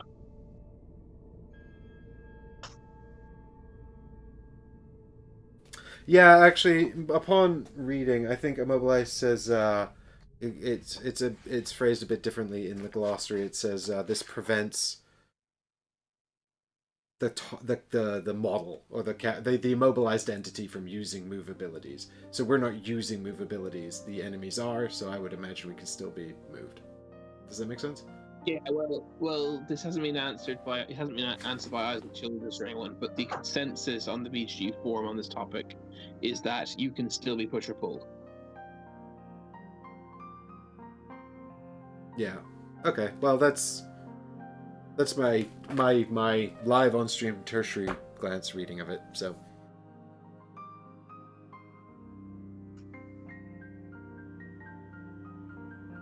I guess the golems. Although page 22 of the rulebook says both push and pull are considered movements, however, they're not affected by difficult terrain. It's treated as a movement, but not a movability. Immobilization only affects movability. Okay, yeah, let's go with it does. Let's go with it keeps pushing. It pushes and pulls anyway. Okay, so that elite golem now is going to come at me. There go their checks. Yeah. Yeah. Yeah, probably. Okay, so that elite got number 3 is just going to stand there, isn't he? And because he's already in range of me. Yes, I guess so. He's just going to pull you towards him and immobilize you for 3 damage. Yeah. Which is why it's going to. This is how I'm going to get trapped now. It's super unfortunate. Well, I have to. Guys, normally you would put the immobilized tokens on your player boards, but because I'm, this is easier for me to track up here. So, Chris, the damage card is -2, so you only take 1 damage. Oh, that's pretty good. So at least there's that. Oh, I'm trying to do a bit of a movement stuff. Are you on? Have you taken any damage yet? I don't think. Have you? No, that's the first one. Yeah. Cool. Cool. Okay, and then so number 1 goes next, and now that I've been put on, this is what he was gonna stay still, but because I've been pulled away, he's now gonna have to stand that bloody doorway. Oh yeah. So 1 moves into there.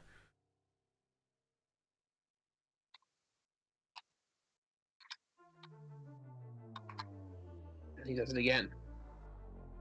Right. So does he pull you onto the A space then?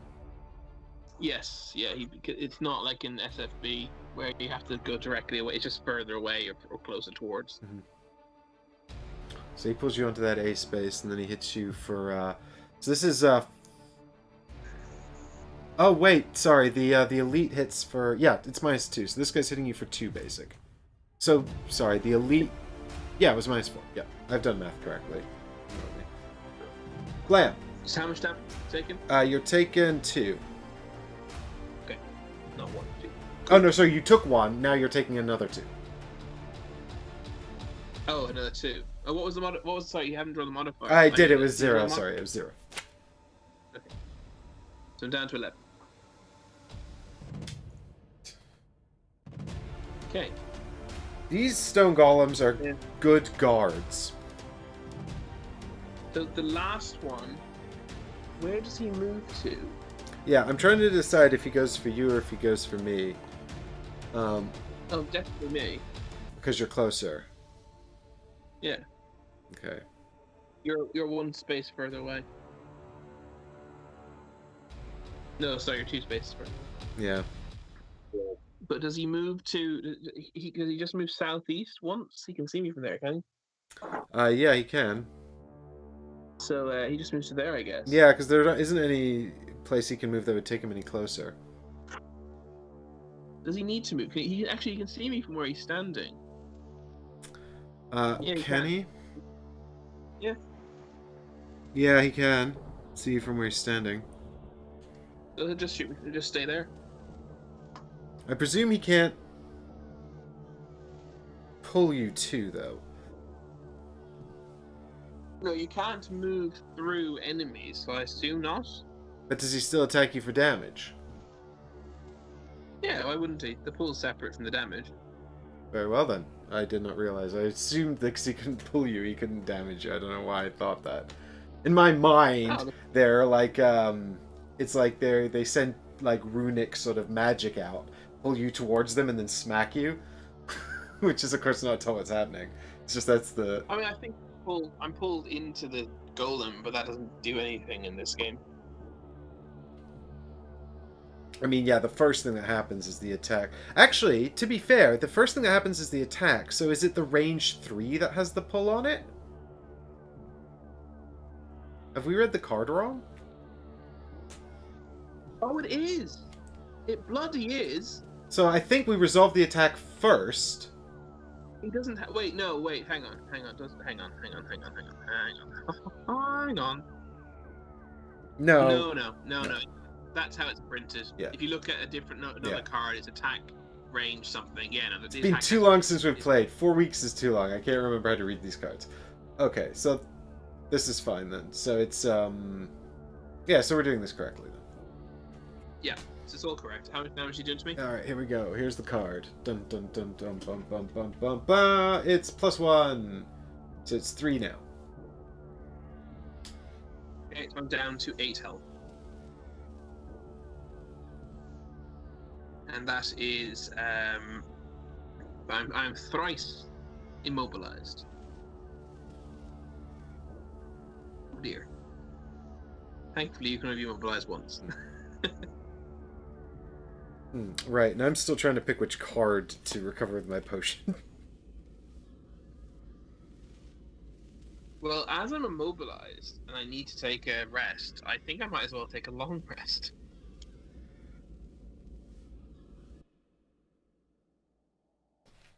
Do you have any cards in hand? No, I'm out of cards. So the one thing about taking a long rest is that you don't recover your cards until the end, right? So if you need to burn any to prevent damage, you'll have to burn 2.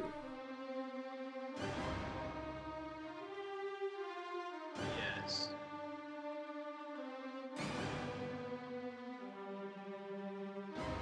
That's true.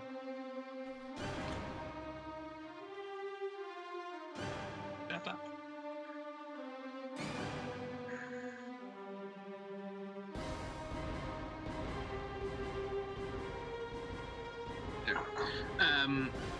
But surely only 2 of them are going to be able to attack me next turn.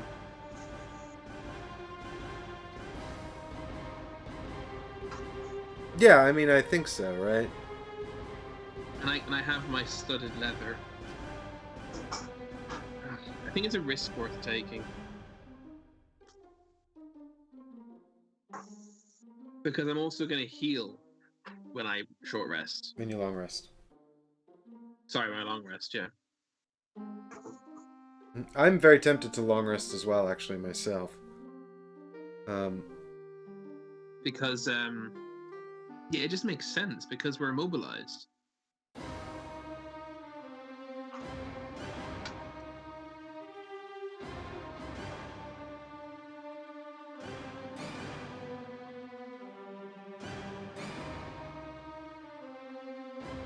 Wind magic goes down, and fire magic and ice magic go down as well.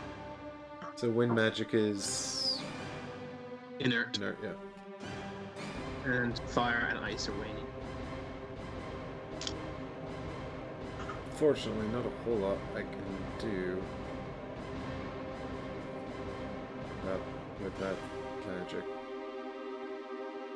I have no idea. Well, I can come and try and help you, but we need to coordinate this.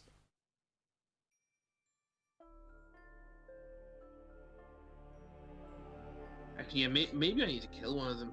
Maybe I need to actually kill one to give me a route. Well, I can help you gain a route, but not this turn, right?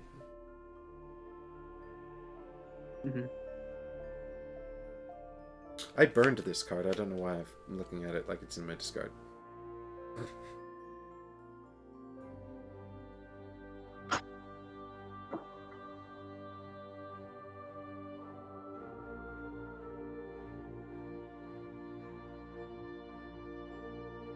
I'm puzzling over what I'm gonna do.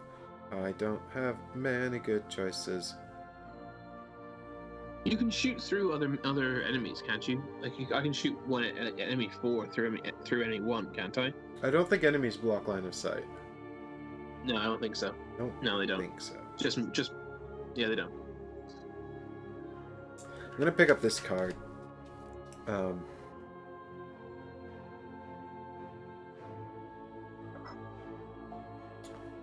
Right, but if we're long resting, we don't actually play any cards, do we? No, we don't. I'm considering changing that though, because I kind of feel I need to kill something. Because otherwise, Well, like I Well, said, I can sort of, if we coordinate something, I can soon- help you out by, Can you do that next turn though? Yeah, because I'm going to long rest this turn, so I'm sure I can figure something out. Are you sure you can move enough and have the range to manipulate the person I would need you to manipulate? Which presumably would be the one blocking the doorway. Yes. Oh my god, I put it together. I'm such a sleuth.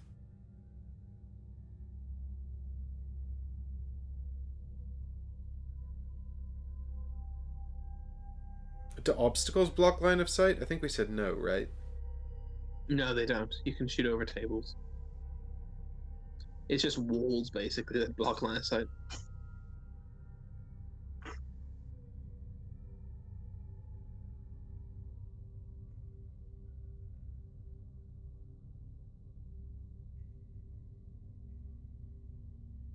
Should be fine.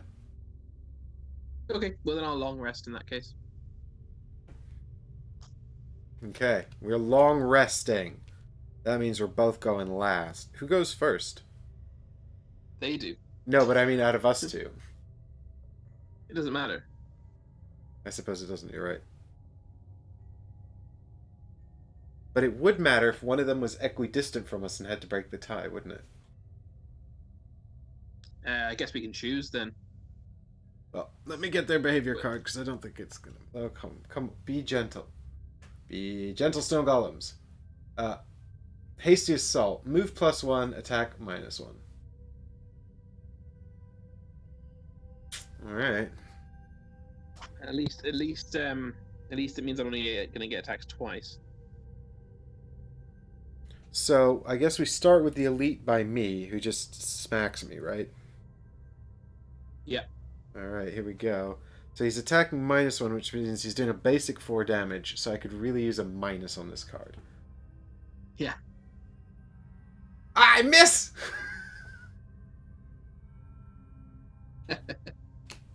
Okay. Did I put... Did you ever put the curse? Did I put the curse in their deck? I don't think you did. I don't think I did either. Chat, you guys have all been watching. Did you see me put a curse in the monster deck? Did I ever pick that up and shuffle it? No, I don't think so. I don't think I did. Make sure you do. Yeah, now that we got that miss out of there, okay. I'll tell you what, I'm going to check and then I'll shuffle it after. Yeah, exactly. That's the best way to do it. Yeah, I totally forgot. Monster miss. Here we go. Yeah, I forgot I moved through that guy in order to do that. So here we go. I'm shuffling that curse right to the top here for Chris's benefits.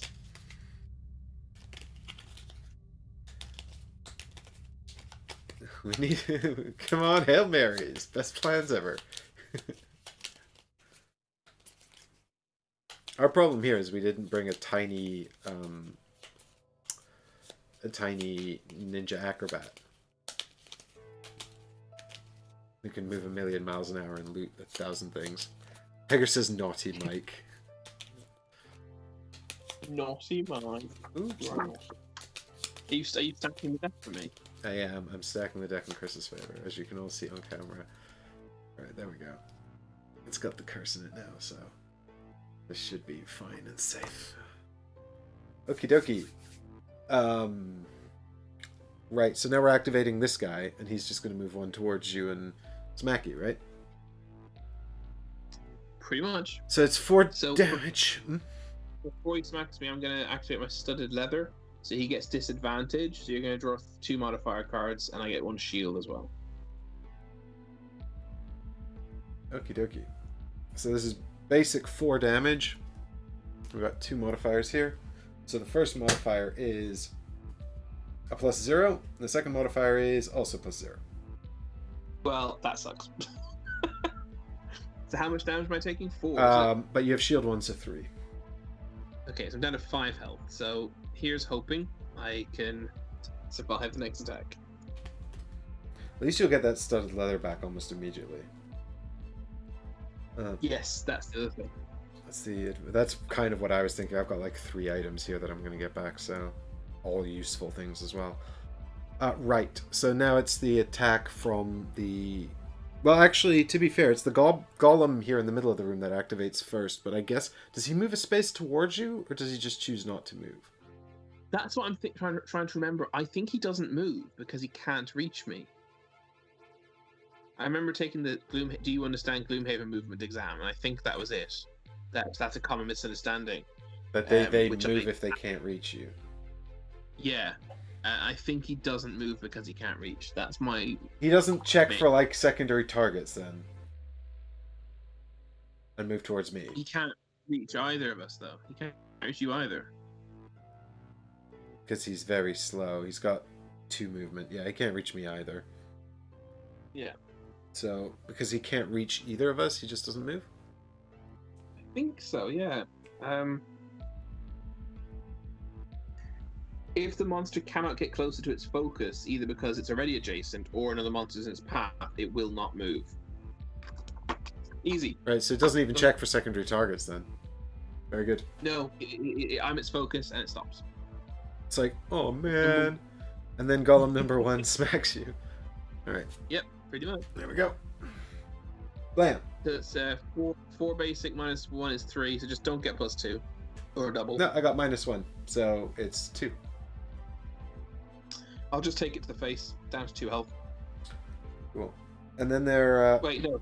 Down to 3. Sorry, down to 3 health. Down to 3 health. Yeah, sorry. So their deck resets now. I just have to remember to do that because I do the miss. Do we remove immobilize at the end of our turns? Well, I'll let you do your long rest first because I'm just resetting the enemy decks. okay. So I'm refreshing my studded leather. My compass does not come back, however, because it was not exhausted. It was flipped face down. Yep. I heal. I forgot how much you heal. It's 2. 3 It's health. 2. Damn it. So I heal 2, and then I'm going to choose 1 card to lose. So I'm going to keep cards that have lots of movement on them, and cards that have pushed, and cards that have other stuff. I'm going to keep the keep me alive cards alive. I'm going to lose close cuts. I don't think I'm going to need that.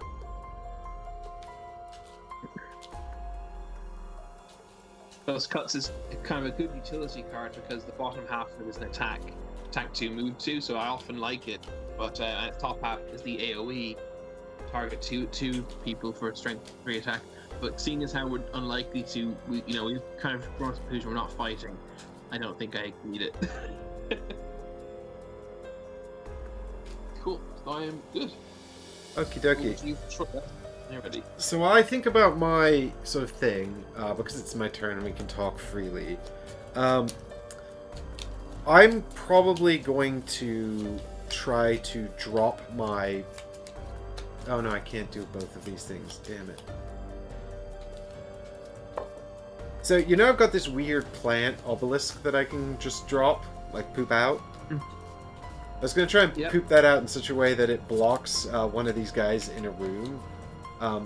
I can't do it this turn, though, because I'm going to use my time to free you, which is fine. What does it do again? It basically just like anyone who, if they're in range of it, they get like poisoned and disadvantage. And also it counts as an obstacle, basically. Oh, that's crazy. You can literally block them off. Yeah, so I could put it in a doorway and just block them off.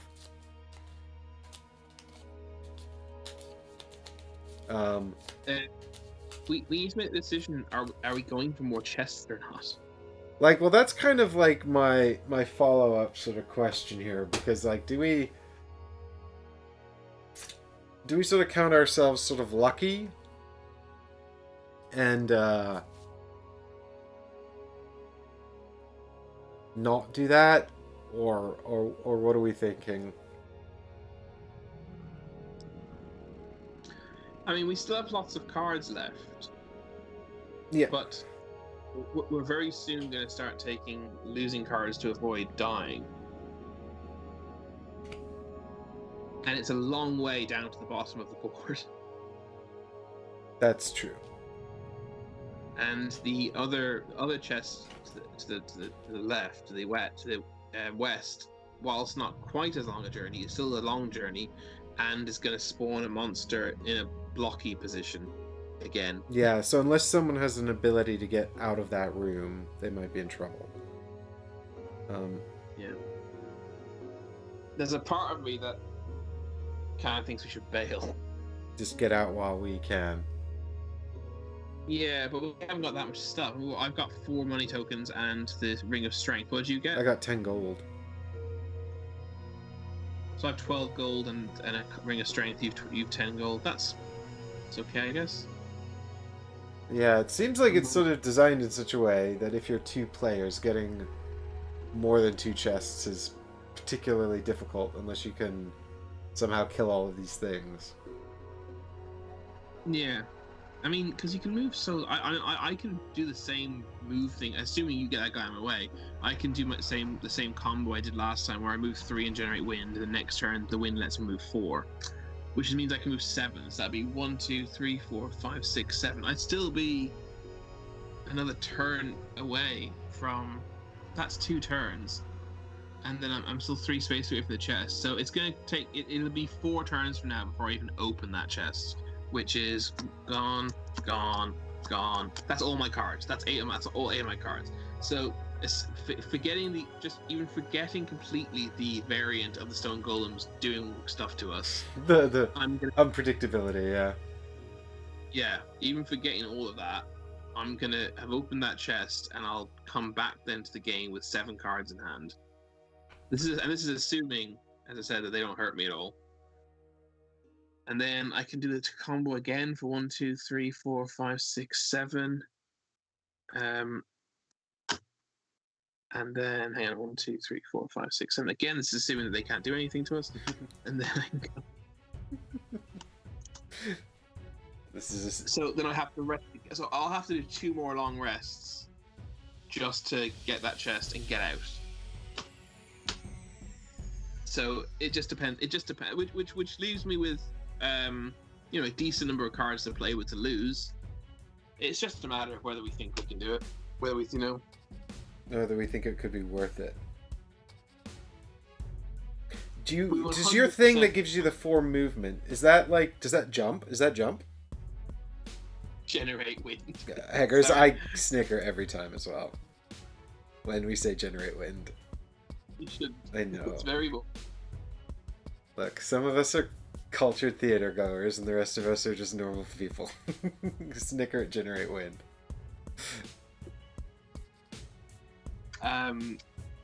So is the 4 movement jump though? No. Do you have any jump left? Nope, I had 1 jump and it was on a 1-shot card. I used it. So I think that's kind of my thing. So, I mean, I have this fantasy where basically you run down into this room, and then the golems all head in after you, and then somehow you get out, and I put down my obstacle, and we just trap them all in there, and they can't get us. But I feel like it's just too difficult for us to pull off, and we'll probably get beaten to death trying. I love the idea. You know, then we'd only have to deal with one of them. Yeah. Yeah.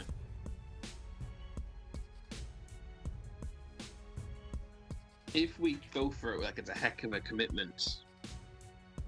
Like we can't really bail halfway through. Yeah, we'd basically both have to go down somewhere in the depths of this room.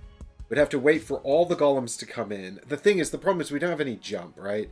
Because once the golems start coming in, we have to be able to get past them to get out of the room. I mean, the other option is I don't go in there, but if I don't go in there, I need to position myself in such a way that they'll keep chasing you, which seems kind of impossible. Yeah, the thing is, if you had one more jump card, I could block the room and then you could just jump out. But no, I think that this puzzle is unsolvable, unfortunately. What we needed was a plan montage. I did have one more jump card, but I didn't bring it with me because it's the less good version of my favorite as opposed to the new favorite. So I'm never going to bring that card again.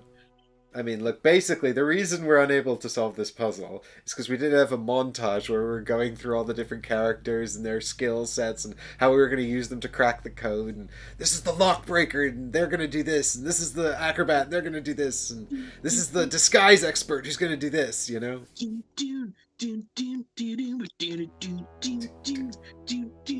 a montage. That's good montage music. Exactly. What we needed was that to remind us to plan the perfect heist. Instead, Muggins here didn't bring his damn loot card. Montage! Planning the heist when you're already halfway through the heist. Every shot show a little improvement to show there's a passage of time. We're gonna need a montage. We're gonna need a long montage. Sorry? We're gonna need a long montage. That's do you have, sorry, is Ice and Fire on waning or is it inert now? It's inert, right? Because we just rested. Inert.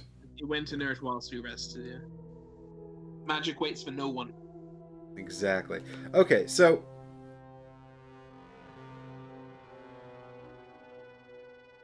with this in mind, then, Look, here's what I'm going to do. I'm going to play, regardless of where I'm going, I want to play the same opening card. Because I want to move somewhere. Right. And you need me to enable that. I guess to see what they do. Maybe we'll feel brave if they don't do much.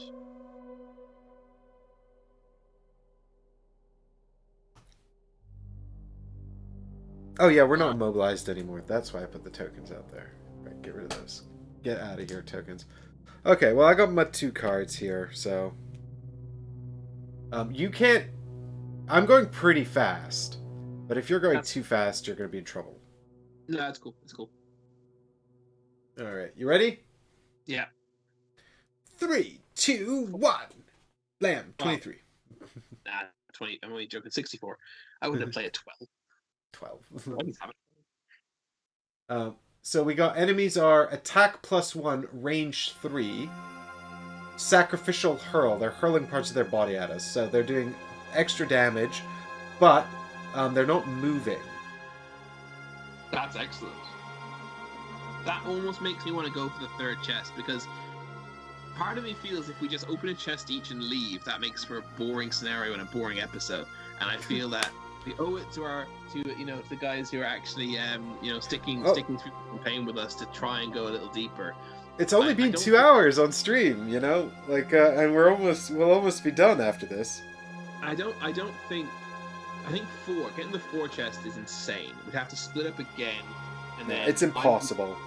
I need you just to get me out. The thing is, to get the 4 chests, we'd probably have to kill the elite in this room, which I feel is impossible.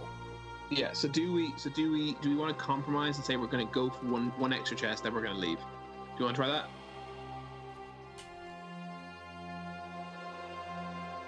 Sure. And then do we want to go for the southmost because there's only 1 choke point involved as opposed to the 2 choke points in the other room? Oh, I think if you're going for any chest, you have to go for the southmost. Yeah, agreed. It's slightly further away, if I think it makes sense. Okay, that's... Well, you have more room. The biggest issue you're going to have here is golems blocking the door so you can't get out.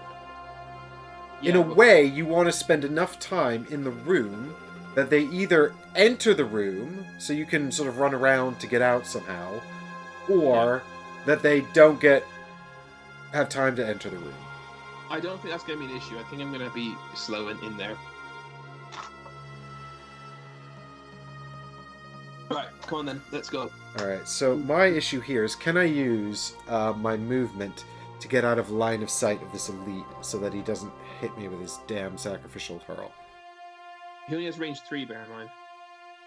Yeah, so I can probably get out of range. Okay, so if you're going for the south position...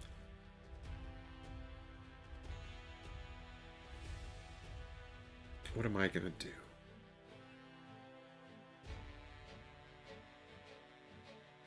I guess what I want to do is actually position myself in such a way that nobody will be in range of us, right? So where do you want to end your turn? Oh, I should have played a different card. That was so stupid. Damn it. Oh well. Sorry, go on. Where do you want to end your turn? I'm just going to move 1, 2, 3, so I'll be to the right of that table. Right, between the table and the wall here. Yeah. So I'm going to get hit by at least one of them. Yeah, that's a shame. But I didn't need to be. I could have played another card I could have played, and I'm an idiot for not playing it. I'm really annoyed at myself.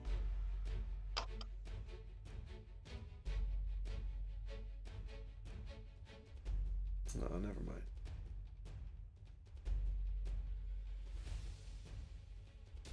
Okay, well, I'm going to go and move into the doorway. So I'm using move 3 from the bottom of Grasp of Doom to just get 3 movement. I'm going to move... so I'm moving northeast and then southeast twice. So I'm now next to the door, the southern door. Yeah. And you see, my plan was then to move number 1 northwest twice, so that he would end up next to his friend and hit his friend. But if I put him there, he's going to be in range of you. I've got 3 movements, so I can move him an additional space north. But then Northwest twice would put him into the same space as number 4. Yeah, northwest north. Sorry. Okay. He won't be in range of me, will he? If you're next to the table, he will. Yeah, he will. Can you just move him into the room so I can run past him then? Yeah, I just wanted him to end next to a friend, because then he can attack them. But that's pointless though, because we're not going to kill them. Yeah, and actually, if I move him into the room, potentially I could block that door off and take 2 of them out of action. That'd be amazing. Yeah, that'd be amazing. Yeah, do that. Okay, so I've got suggestion here. It lets me target an enemy in range 4, move them 3, and then they hit someone adjacent to them for 3. But we're not doing that, but I do get 2 experience points. You get to move them 3 spaces. Yep. Hey. Yeah. 1, 2. So where are you moving to onto the money, is it? I mean, I don't think it matters, really. So, yeah, I guess I'll move him southeast twice. Yeah. Further away from the door, the better. Oh, yeah, and then onto the money. I can actually put him on the money, can't I? So now he's on the coin by... Yeah. There we go. Alright. So I'm just moving 3 spaces and generating wind. 1, 2, 3. So next turn, if you can move quite fast, that would certainly be helpful to me. You know what? At least me taking this damage means that I can move fast next turn, which is good.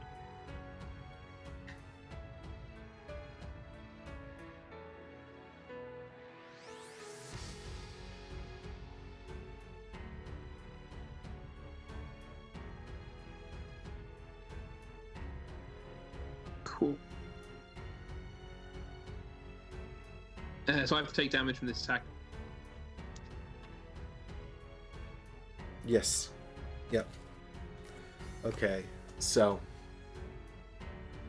here we go. One attack card coming at you. Wait. Before you do that, actually, I'm going to use the studded leather again. Okay. Yep. So this is disadvantage on it, so we'll draw 2. First card is -1. Yeah, goddammit. And the second card is also -1. God damn it. That is annoying. That is annoying. So it's 4. It's doing 4 damage. I can take it, so I will. Yep. So you go down to 1. It only does 3 actually because of my shield. Oh yeah, you have shield on, so you go down to 2 damage, and the golem also takes 2.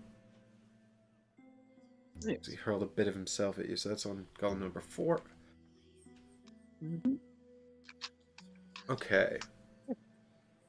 That's us again. So you want to go? You want me to go quickly? Is that correct? Yeah. Just to clarify, doorways, are they empty hexes?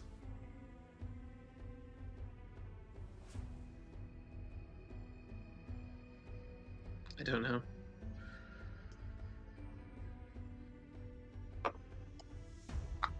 I'm worried now that we've thought about this exact thing and we found out they were. I mean, I can still probably do something useful here, but just slightly less useful, you know?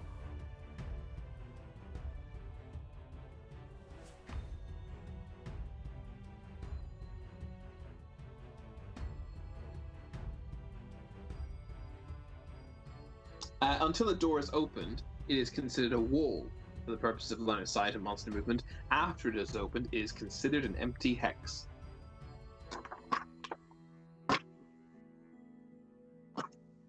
Woo! Yay! Something finally goes our way.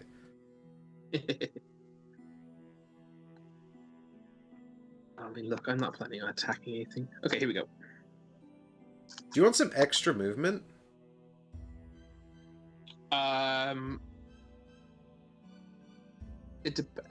No, actually. That depends on what extra.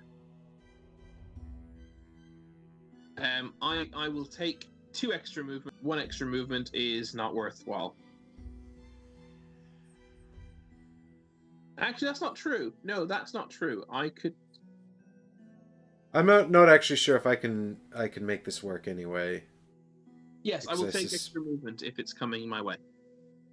How? Sorry? Well, I'll tell you what. I'm going to use it anyway, and if I can do it, I can do it. If I can't, I can't. Yeah, that's fair enough. All right. I need you to go fast, yeah? Yeah, I'm reasonably going fast. Don't worry, I'm going fast. All right, grand. Here we go then. Alrighty. You ready? I had them yesterday. It's fine. 3, 2, 1. 43. 50. And the enemy's behavior is 28. Oh no, this is going to cause me problems. Move +1. Oh, maybe it won't actually. Well, the golden guy's gonna get out, isn't he? How fast are you going? Yeah, he's gonna. I mean, I'm only gonna be in trouble. No, I'm gonna be in trouble because I'm gonna get surrounded, and I'm not gonna get him to where I need to be. Frick. Maybe you could change your plan and run into the room with me, Maybe. and then we'll try and trap them all in this room. Oh god. Alright, so we got... Come on, camera, focus. We got Runic Dragon. Move +1. Attack -2, range 3 with pull and immobilize again. God, that's so unlucky. Yeah, it's terrible. Right, okay, so I'm going to move... I can actually attack 1 at 2, but I can't because I've got the range. And then I'm going to move 4 and generate wind again, so wind goes back up to strong. This is the card I should play last time. So 1, 2, and then 3, 4 onto space A. Okay, this becomes an empty hex. So I could lock us in this room. Problem is we'll die eventually. We'd be safe, kind of. There'd be one enemy, but we'd be safe until we were dead. Yeah. Is that the end of your turn, right? Yeah. nothing worthwhile doing with the other. Oh, actually, you know what? No, hang on. Hang on. Where am I before I move? You're just to the right of the table. Do I have line of sight to that gold fella? I do. I think. Yeah, I do. Yeah, because I reckon we can draw a straight line between here and here. Or do you mean the gold? Wait, which gold fella? Number 3?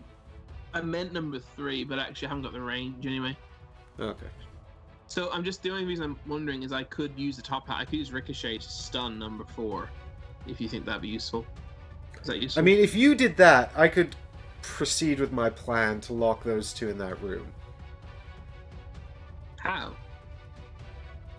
Well, because it's number 4 who's going to block me. Oh, no, wait, but they're going to leave. That's the problem.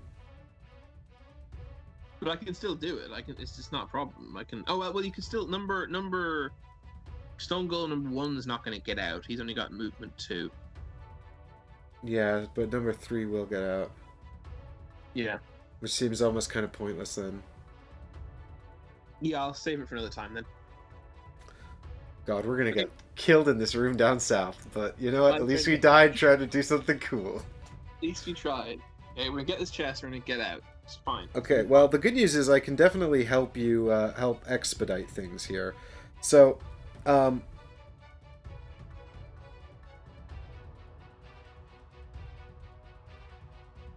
can't. Well, actually,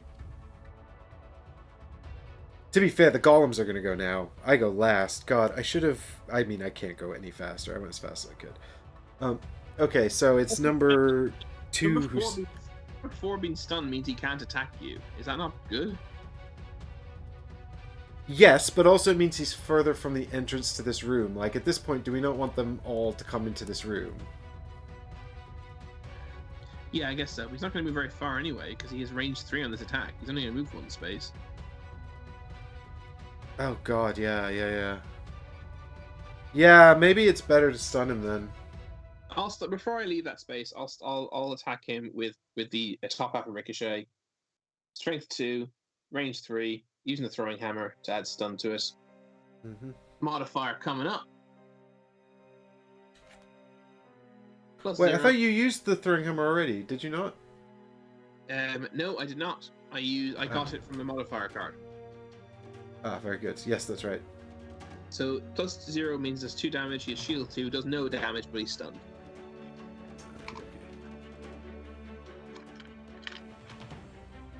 Very good. That's helpful. Cool. So number 2 then goes first. Right, and so he moves up to 3. He only up needs to to move 3. 1. Yeah, he only needs to move 1 action. Then he's going to pull me back into that doorway. God damn it, that sucks. This is not good. Well, I mean, at this rate, I might be able to get this chest and get out before they trap me in here. So we'll see. Yeah, we'll see. Okay. So I'm going to get pulled 2 over to here. Oh, I'm going to get immobilized. Oh, this is the worst card we could possibly have drawn.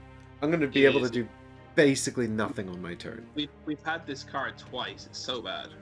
Yeah. Yeah, because I could still, if I wasn't being immobilized, have moved into the doorway and then given you +2 movement. Don't worry about the movement. I'm going to be able to get the chest next turn because of my comfortable shoes. So that's something. That's something. Okie dokie. So, right. So I'm taking a attack for 3 damage. Yeah, 4 - 1. 4. No, he's elite. Yeah, sorry, you're right. 3 damage. Yep. And I'm just trying to think. Is that other elite also going to get me? The elite? No, the elite won't get you. I don't think, will he? Oh, it doesn't actually matter. I can't do anything about this. I thought maybe I could use my chain armor, but I can't. Yeah, he'll be 1 space short. So it's -1, so it's 2 damage I take. And I think we're drawing all the -1s. So you can just take that on 6. Yeah, I'm down to 4. And I'm immobilized. And then the other elite is going to move not, three. 'cause he can't reach you. Nor me. Right, so he's not going to move, actually. Damn Which it. is excellent. And then could- number one's not going to move either. So you being pulled away has actually slowed those guys down. Yeah, number one being stunned also means that it's not going to do shit. Which is, I guess, good. No, number 4 is done, not number 1. So that's it. That one attack was it. 4 doesn't move because he can't reach because he's stunned. 3 doesn't move because he can't reach, and 1 doesn't move because he can't reach. So that's it. Turn's over. That could have been a lot worse. Yeah. That could have been a lot worse. At least Runic draws out of their deck, right? Just don't draw the reshuffle next turn. For the love of God. We've had twice already. It's insane. Right, well, it's actually my turn now, but I don't think I can do anything.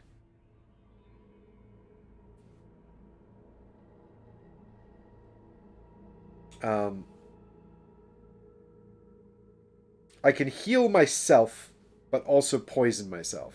I'm tempted. Do I have the thing that also gets rid of poison in hand? I do. So maybe I just stay up here trying to heal myself and tanking damage. Yeah, maybe because, like I said, if I can get out again quickly, maybe we have this. Yeah, okay, so I'm going to actually use Black Boon then. This is completely not what I intended to do, but I'm going to use Black Boon to heal myself for 5 and also poison myself and generate Dark Magic. Takes you up to 9. Which I think is better than trying to hit this guy for 2 damage, which is probably going to be like 1 at best. And it's just not going to help us in the long run.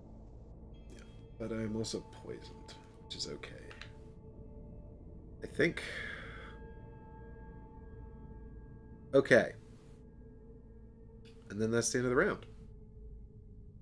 That is it. Next round.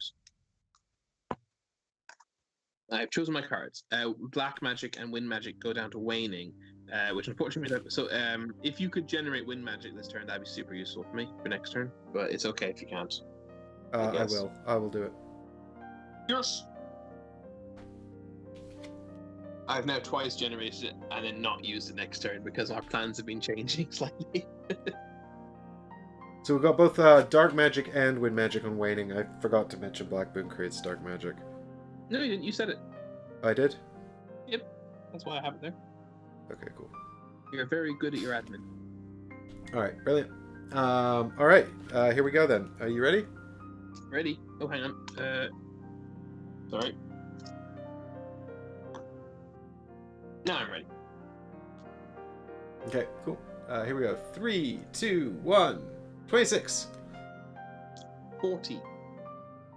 And we got our enemies are ground pounds. They're gonna move +0. And this is the exact same order. Who shuffled this shit?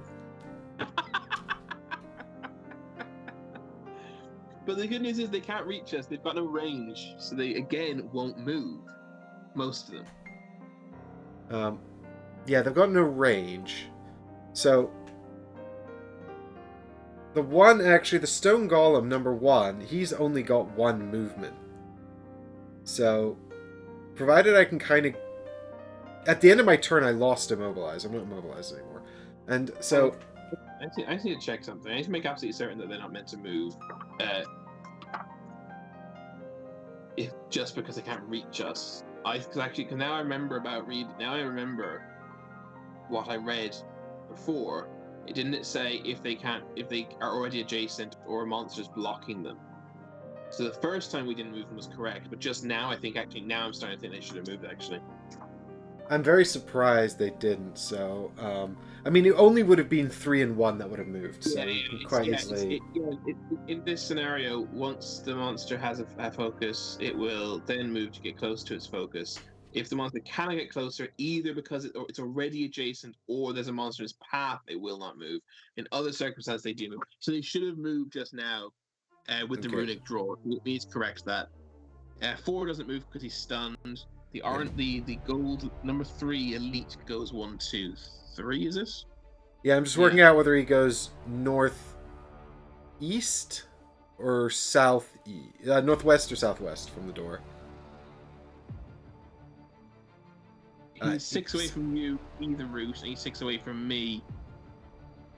No, he's 7 away from me. 1, 2, 3, 4, 5. No, he's 6 away from me as well. Who went first initiative order? I did. Yeah, So he goes south. He goes south. Yeah, he goes south for sure, because I would have been next to the door at that point. Yeah, that's true. And then no, you wouldn't. Oh no! I would have been pulled just moments earlier. He goes south anyway because I'm his focus because we're both equidistant. But And you go first, yeah. Went first, and then the number 1 just goes 1, 2, 3 into the doorway. No, it goes 1, 2 actually because he only has 1 + 1. Number 4 is stunned. Okay, so that's corrected. Yep. Very good. Runic draw, that means they will move, which sucks. Yeah. So ground pound. So now they're going to move 2 and 1. So they're not getting any bonus movement, but it still makes our life a bit more of a pain. The good news is we might be able to sort of get them caught up on themselves. Are you what's your initiative again? This turn? 26. Okay, that's you first. Alright, so I'm going first. Oh yeah, your immobilized is already gone, yeah. And then it's you, and then it's them. Right. So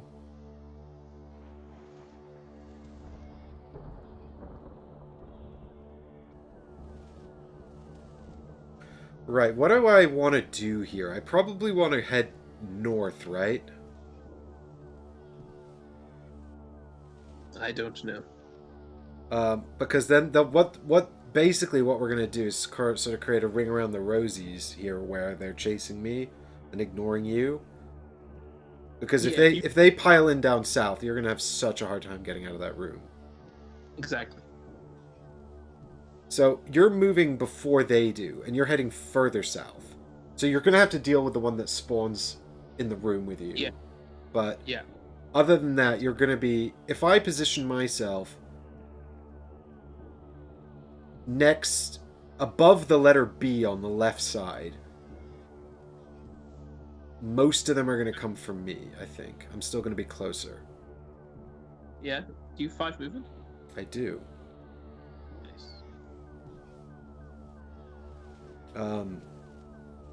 That's probably okay, right? Mm-hmm. I'm just thinking what I don't want is for one of them to shuffle 2 and block the door so that you're having a problem. That won't happen if you're up there. Yeah? Much too far away from me. No, it's I don't want to move so far that number 2 makes you his focus. That's what, and I said that won't happen. Okay. I'll be much too far away. Okay, cool. Alright, so I'm going to use the bottom half of Resigned Frenzy, which gives me 4 movement, and then I'll flip over my boots to add +1. So that gives me the 5 movement.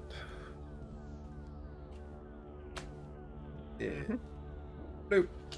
And then I'm just going to position myself up here, north of the letter B, where nobody will be able to get into range to hit me. And then my second card, I'm using the top half of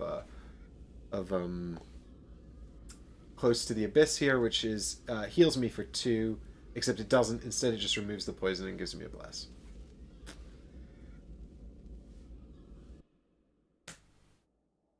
But that's fine. We want to get rid of that poison. And I guess I get a blessing out of it, so I suppose that's good. It's something. In case you can, I guess.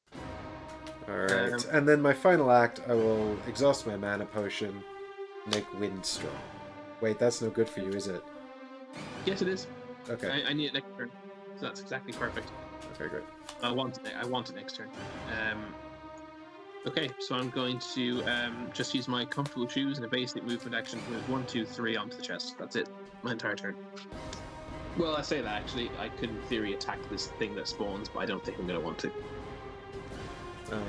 Well, it's going to be another elite baddie.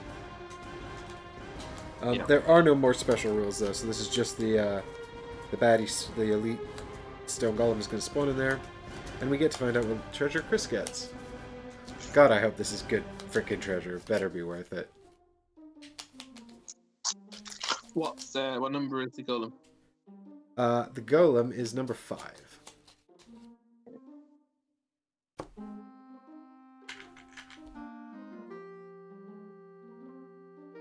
The only remaining numbers are 5 or 6, so whichever I drew, it was going to be Mr. Last. Last elite. Alright. That's true. And it's treasure space 13, which means that you get 5 gold! God's sake. Worth it. That was not worth it. It's not worth it. Shall I just nip into the room up here and see what I can find? No. We're done. We're out. This is it. We can find out what's in that chest if you want at the end of the mission. Fun. I don't mind. No, of course not. That's not how I roll. We'll never know now. That's how I roll. Okay, so we're going to do some enemy movement here. They're all moving. I could attack him. Oh, yeah. I mean, I guess I will, because I might stun. If I get lucky, I'll stun him. Yeah, you don't... Oh, yeah, because he will be able to hit you, won't he? So... He'll move 2. Oh, he won't actually. Yeah, he will. Yeah, so I'll just do it. I'm going to... I'll just use the Ring of Strength that I found to give myself strengthen, so I'll have advantage. And then I'll use the top half of Overwatch to do a Strength 3, Range 4 attack on him. And can I draw my modifiers? Yep, go for it.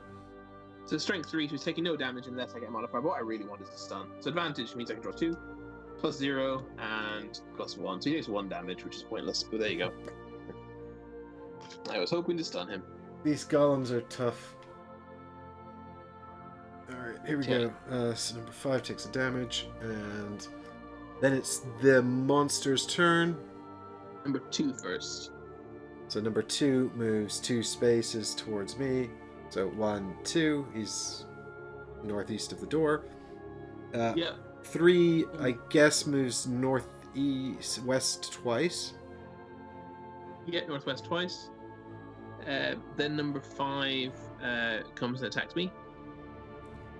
So I guess it doesn't matter, does it? He winds up on that 1 coin. Oh no, he could wind up directly north of you or northeast of you. Put him northeast of me, but it actually doesn't matter. Okay, nobody can see what's going on. He's here now. Chris is there. He's here. Okay, and now he's going to smack you. So we're going to draw a monster modifier card, which is here. Come on, the curse. It's +0. Yeah, I need to be able +2. It's +0, so it's -1 damage, so it's 4 altogether. Damn. I have to lose a card, which means I'm going to have to short rest next turn. So I'll lose retrieval because I don't want to lose this card. To negate all that damage, I lose 1 card from my hand. Yeah, that makes perfect sense. Okie dokie. And then we got the normals. So number 1 just moves into the doorway, and number 4 moves 1 space northeast. Okay. Well, at least you've created an escape route for me. This is sort of my ongoing agenda here, is to sort of just keep these golems occupied while you get out of here. I'm going to short rest at the start of my turn.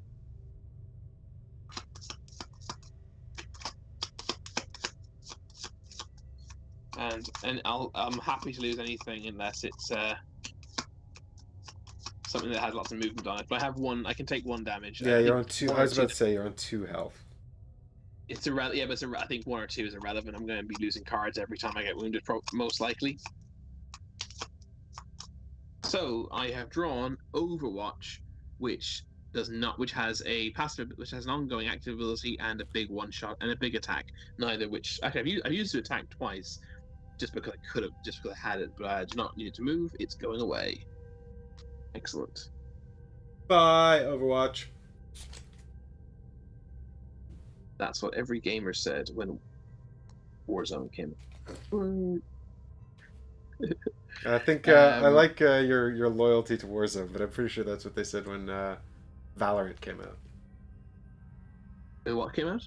Valorant? It's Valorant. It's the shooter they're all playing on Twitch. Is it? I don't know that game at all. It's kind of like Counter-Strike where everyone's got with characters with asymmetrical powers. So it's Overwatch. Yeah, basically, it's Overwatch, but everyone's playing it. I played a bit of Overwatch. I enjoyed Overwatch. It was decent. But I didn't play very much of it. Just a bit. I think it's shorter rounds than Overwatch. It's more like CS, where it's like quick rounds. Very low hit points. Sort of like instant game type stuff. Is it free to play or is it? I don't know. I never actually looked into playing it because I was like, Check it out. I looked at it and then I was like, this is one of those things where I'm not going to have time. How did I miss this? Right, Valorant. Is that what it's called? VALERANT? Yeah, unless I'm horribly mistaken, which is quite possible. Someone in chat, correct him if he is, because I want to check out. You're good at that. Tell me I'm wrong, chat. Tell me I'm wrong. I'm getting a bit bored of Warzone after a year of the same map, which they decide to replace with the same map. I think the problem with Valorant is I understand it's quite skill-based, but you should also know the characters and how they function. So I imagine everyone's probably really good at it by now. Which is probably fine for you because you've got some transferable skill from Warzone, but I have none of that, so I'd probably be in big trouble. So, I've got good experience with quick reaction FPS, competitive FPSs. I can hold my own, even if I'm not brilliant. Alright. I'm kind of tempted to just kind of stand here, because at worst I take one attack. Unless they have ranged attacks, and then I'm fucked. Yeah. Then you'd be in trouble. You'd be losing a lot of cards. But I think you're right. I mean, look, they can't get Runic Draw again. Look at the bright side. Yeah, they're not going to get Runic Draw. Before that, we had... the first one was Hurl, which was another ranged attack. So I'm going to gamble on them not drawing a ranged attack, and I think I'm going to long rest. Because I've got 3 cards in hand, and this just feels like a good opportunity to do it. And it heals you, and you don't need lots of cards. You're next to the exit, which is. Well, I mean, I'm on 9 hit points as well, so I can probably take a few attacks anyway. Yeah. You just need. That's what your job right now is to stand there and just distract them and tank hits so I can get out. Yeah, pretty much. I mean, I'm probably the worst for tanking hits, but this will also give me full options next turn where I think the picture of what's going on will be clearer. So, I'm just going to long rest. Yes, and I'm going to change my mind of what I'm going to play, because I've just realized that the wind magic, yet again, I've asked you to generate, I do not now want to use, because I've got a better, now I've got a better plan, now that I've got all these cards in my hand again. God damn it. I will use it next turn. Sorry. Well, I can't generate it again. No, it's alright, I can use it, I can generate it, this card also generates it.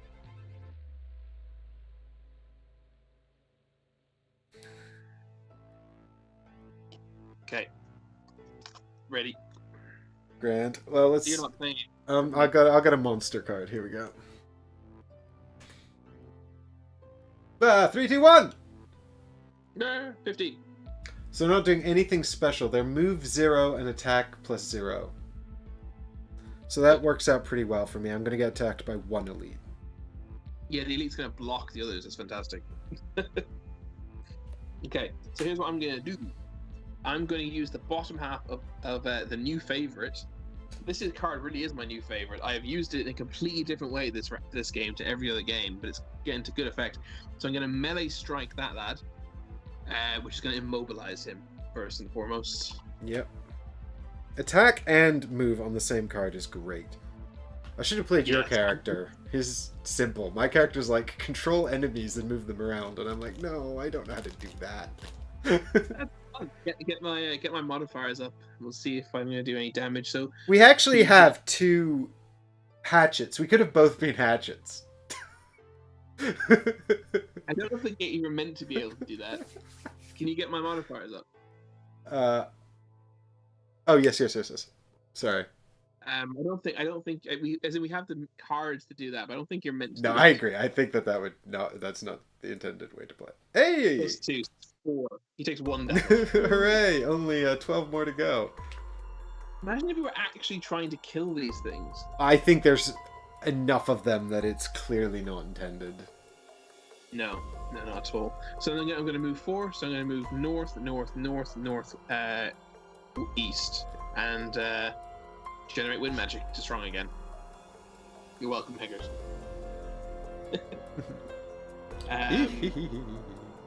Which unfortunately means that bottom elite might actually come towards me. But that's fine. He won't reach me, and then I can run past him. So yeah, we can actually put him somewhere that's convenient for you. yeah, Although, so actually, I think your bigger problem is going to be number 1 coming towards you. he won't. He'll come towards you because he's going to move before 4 Oh, does. yeah. Well, it doesn't even matter if he moves before 4. 1 will come towards me because I'm 1 space closer. Yeah. So the first thing that happens is number 2 moves 2 spaces towards me. So do you want him sort of north of you or north of the door? Directly north of me through the wall, preferably. So I can hopefully run up the flank. and then 3 will move northeast and north again onto the B spot and smack me for 5 damage. But adjusted by this modifier card.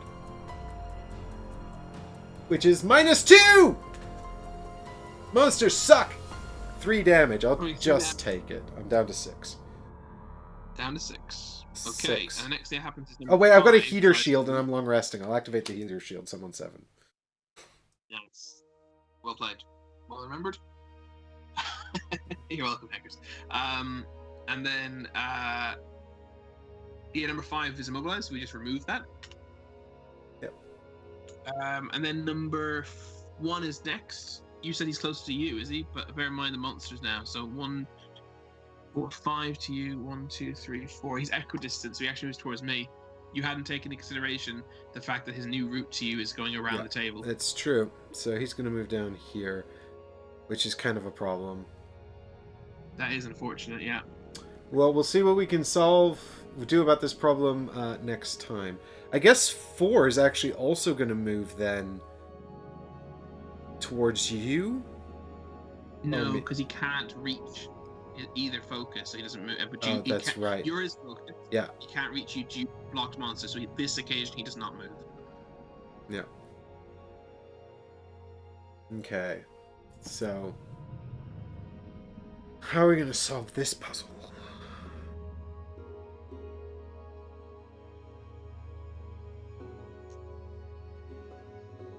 I mean, I could run the other way. You mean... I could run the left side of the table. Yeah, that's only going to be a good idea if... Depends how much movement you have. It's still my turn, by the way. I'm just doing my long rest here, so you can talk through some tactics with me. Yeah, well, I mean, I can move up to 4, and I can also push somebody after in the middle of that move. Unfortunately, 1 is 3 away from me.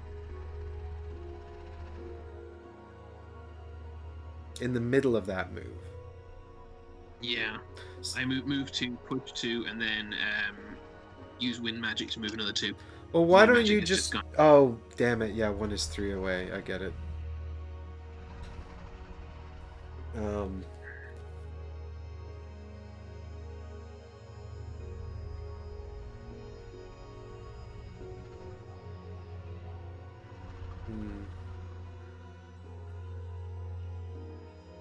Unless they move first, which is possible, but unlikely. I could move slowly. No, if I move slowly, I might get stuck in the bloody... Yeah, if you move slowly, 2 will probably just walk into the doorway and stop. Yeah. I mean, I can't move that quickly. I can move, not decently quickly, but not... But, there is actually a concern I'm going to get stuck here. Well, the one thing that I would point out, because if you got that movement card, right, is that if you act slowly, then what if 2 does move into the doorway, 1 will move in behind him, probably into the corner, and then you can actually forgo the first 2 movement, push 2 out, and then run 2 out the room past 1. Yeah, I'm gonna play that card because it means I won't get trapped in the room. Yeah, no matter what, you won't get trapped in the room. So the question is, you could probably get around the right side of the board if you move after them, but oh no, 1 won't move far enough. He's only got 1 movement. The chances of 1 moving 2 is so slim. It does depend what they draw to a certain extent, but I'm going to I'm gonna play these cards. Anyway, you finish your long rest.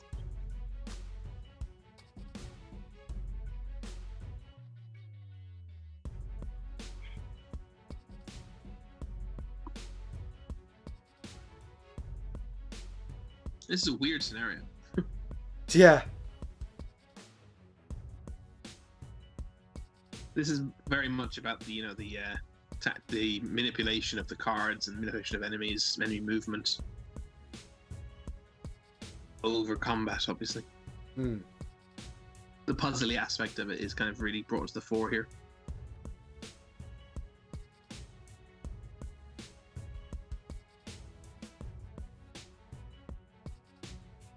Ugh, let me move this quickly.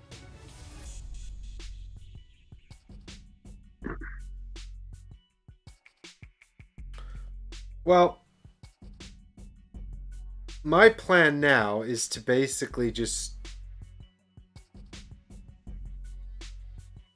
I don't know,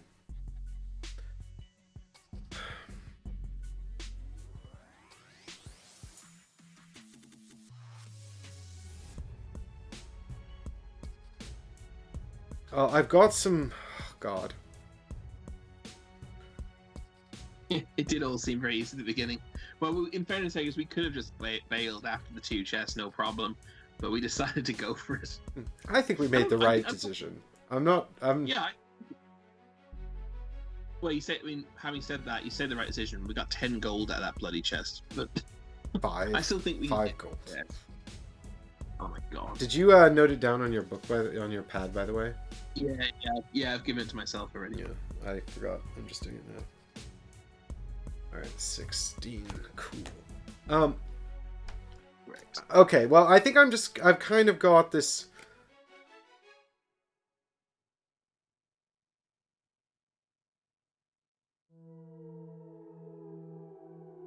I've kind of got this. Are you generating magic? Is that allowed to be asked? I'm using magic. I'm not generating it. Bummer. Never mind. All right. Well, I'm going with this, and I think that it's probably going to be decidedly unhelpful, but hopefully. But I feel like I'm kind of in a position here where.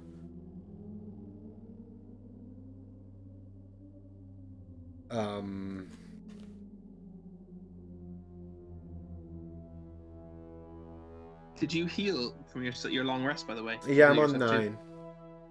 Good. Okay. Okay, let's go for it. I'm ready. Look. Okay. I'm gonna play these 2 here. Come on, card. Yeah, there we go. You ready? Ready. 3, 2, 1. 49. 39, which I really hope is before them. Yeah. All right, here we go. Here's their card. Dun, dun, dun, dun, dun. 28. Literally the one card I didn't want to see. Taxing advance. Yeah. Okay, what are we gonna do here? Well, I mean, it's gonna be them, then you, then me. So I guess we'll do what they're gonna do, and then figure out our steps from there. Oh my God, number 5 is going to reach me as well. For God's sake. Okay, so number 2 first. Number 2 moves first, yeah, and it just moves into the doorway, right? Yeah, and takes the damage for doing so, which is his first damage, and then he attacks me for +1 strength, and I have nothing to mitigate it with, so I'm probably discarding a card. This could be bad. Okay, well, hopefully it's that curse I put down earlier. Hope so. It's -1. Which is not ideal. -1 means it's 6. Sorry, it means it's 4, so I still have to lose a card. Yeah, 4. Done. I've lost fearsome efficiency. Okay. So the next thing that happens is 3 stands still and whacks you. Yep.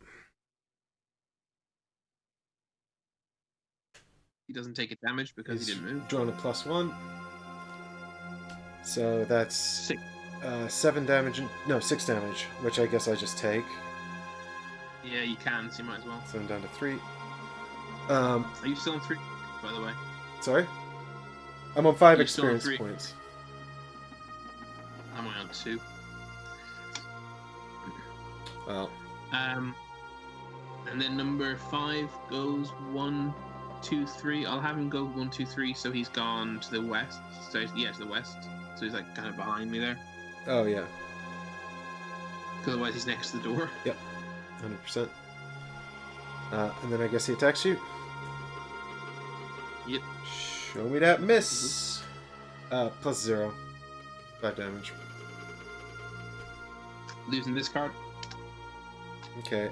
And then, Last I mean, card I had. at least number 1 moves to direct. Doesn't move. Number 1 doesn't move? He can't reach me because of the monster. Oh no, it's not because of the monster. He can't reach me. He can +1. Yeah, he does move. Yeah. Because he couldn't reach you anyway, so he goes, I guess, South, 2 south. directly south, right? Correct. Yeah, and then number 4 doesn't move because the monster's the reason he can't reach you. Yeah, exactly. Okay. Okay. So then I forego the first 2 movement and I push number 2 northeast. Northeast. Yeah. Oh no, you're probably right. Actually, northwest makes more sense now. Actually, you're right. Yeah. Now this gap has opened up because number 1 has moved Yeah, south. we did say the chance of 1 moving 2 is very slim, and then it happened. And then I'll say the wind magic isn't waning. I move that down to inert in order to move 2 more. So I'll move into the doorway and then north. Yeah. All right. And please God, I don't move before the next turn. Right. So my sort of plan here was basically just to make 3 and 4 fight each other because I have nothing else to do. I think I'm still going to proceed with that plan. It seems relatively pointless, but I don't know what else to do. I mean, yeah, I could actually attack 2 of them, but it's also pointless. It won't kill them, and wasting the stun would actually be bad. Oh, well, no, I could stun them for next turn, actually. Yeah, I could stun for next turn, couldn't I? Mm-hmm. Yeah, because they've So moved yeah, already. well, there's no reason to move the top half. So I'll use the eagle-eye goggles to give myself advantage for the attack. Mm-hmm. I'll try and stun. I'm actually going to try and stun the number 1 because I think he's actually in a better position to follow me. No, he's not actually, because number 2 has extra movement anyway to make up for the 1 extra space he's behind me. So I'll attack. I'm actually adjacent to them, so I'm actually going to attack with advantage and disadvantage. So it's because it's a ranged attack. Mm. Well, I think it's better to stun 2, right? Because on the off chance they act before you next turn. Yeah, but it doesn't matter. It doesn't matter. I'm going to draw 1 card. The stun could be the first card. It could be the second card. It doesn't, or it could be none. Oh, right. So you haven't actually. Right. The stun is. We're just hoping you get the modifier. Yeah, exactly. Because there's no reason not to. So I can do a strength 2 attack to someone in range 3, and a second strength 2 attack to someone in range 2. So I'm going to open by attacking number 2, the elite. If you want to go to my my modifiers. Hang on. There we go. Yeah, cool. All right. So stun. Nope. 3 plus 3 damage means 5 damage, which means shield 3. 2 of it gets through. On to so number 2 takes 2 damage. And he's got 1 damage And already, then- so. The next guy's taking 3 damage plus 3 as well, so that he takes 3 damage on number 1. So they're all hurt now. Yeah, literally everybody's hurt, and none of them are close to death. No. All right, your turn. Okay, so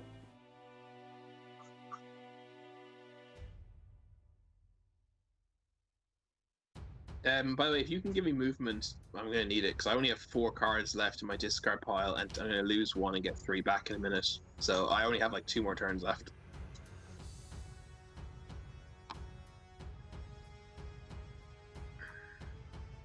how far can you get on your next turn? I can actually, I can get there in 2 turns by myself. How far can you get on your next turn? As long as I don't lose that card. How far can I get my next turn? Up to 4. I can get 4 spaces. It's fine. I don't need movement help. It's fine. It's fine. Trust me. Trust me. We'll be absolutely fine as long as I can tank these hits, and you can tank the hits. All right. Well, I think you can get out then, as long as you're fast next turn, right? Yeah, that's the idea. Yeah. Okay. Well, then I'm just gonna play attack each other enemies because I've got nothing better to do. Okay. Except you might waste their miss. No, because they're using my deck. Oh, okay, fine. So, at worst, I get rid of my curse. So I'm going to start by playing Savage Instinct on the normal one, so that he attacks his friend, and then he takes a damage. It's attack 3. It takes. So I get 2 experience points for that, and here we go. So this gains advantage as well. So this is number 1 attacking number. Oh, actually, do you know what? Maybe I want to do the other one first, because the first attack I do gets advantage. Yeah. Okay. I'll play. Let me play.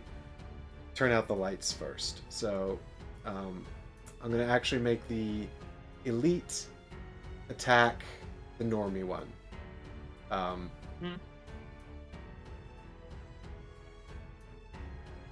Okay. Does he get disadvantage because this is a ranged attack?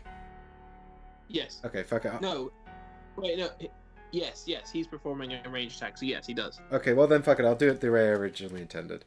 So the normie one doing a melee attack against the elite with advantage. Here we go. And it's +1 and generates dark magic. Oh, that's actually useful. Thanks for generating dark magic. How much damage does 3 take? 1. They both take 1 damage. Fucking shield sucks. It does. They're so tough, these guys. Okay, and what's the other card doing? Okay, and then the other card means the elite attacks the normal one for 3 damage with disadvantage, but then the damage is reflected back any damage that goes through. So at least the normal one only has 2 shields, and I go up to 8 experience points. Blam! Oh, it's the blessing. No, it's the curse. Oh, cool. It's the curse. Sorry, I lied. Yeah, so it's the curse is gone. God damn it! That sucks. So no damage. I generate ice magic though. You say it sucks. I mean, it doesn't matter at all. That was all a waste of time. Yeah. Well, no, because if it had been slightly more damage, then yeah, I mean it's irrelevant. There's still over 10 hit points on both of them. Exactly. So that's they moved this turn, didn't they?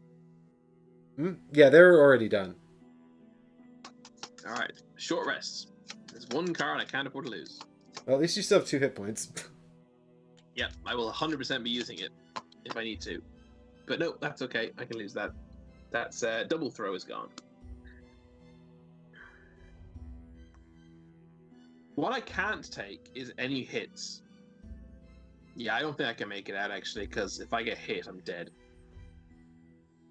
But we'll see. That's why I said you have to go fast. Yeah, I'm gonna go fast, but if they hit me at all, I'm dead. If anything hits me, I'm dead. Because I can't lose this card. I'm gonna have, because I literally have to take my turn and with these 3 cards do another short rest, and then literally on my last turn, my last possible turn in the game, I'm gonna escape.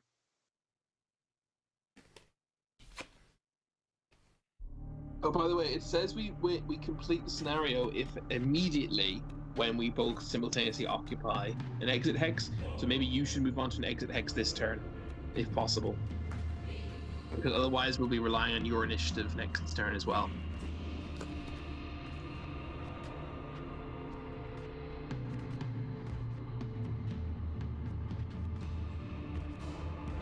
Two HP is 1 more than needed, as long as I don't get attack stifter, but yeah. I'm gonna try doing this. I think this will be fine. Okay, you ready? Yep. Hold on, let me get our hands up. Okay, here we go. Oh wait, actually, hang on. I want to do it the other way around, don't I? Yes, yeah, I want to do it this way. I think, I don't know. Let's see what they draw. It all depends what the kind of enemies draw. Alright, you ready? Yep, let's go. I got 43. 50. Great. And the stone golems are going to draw, please, a terrible card. 51. Move +1, attack -1. Hasty assault. I think we're going to be fine. I've got a plan.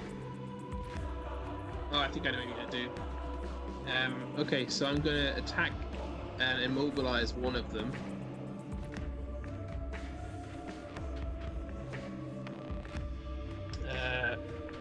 Hang on, +1 movement. So that means the gold will move 3. 2, 3. But don't worry about it. You'll be fine. Well, okay, but I'm still gonna do this because it makes sense. There's no reason not to. Yeah.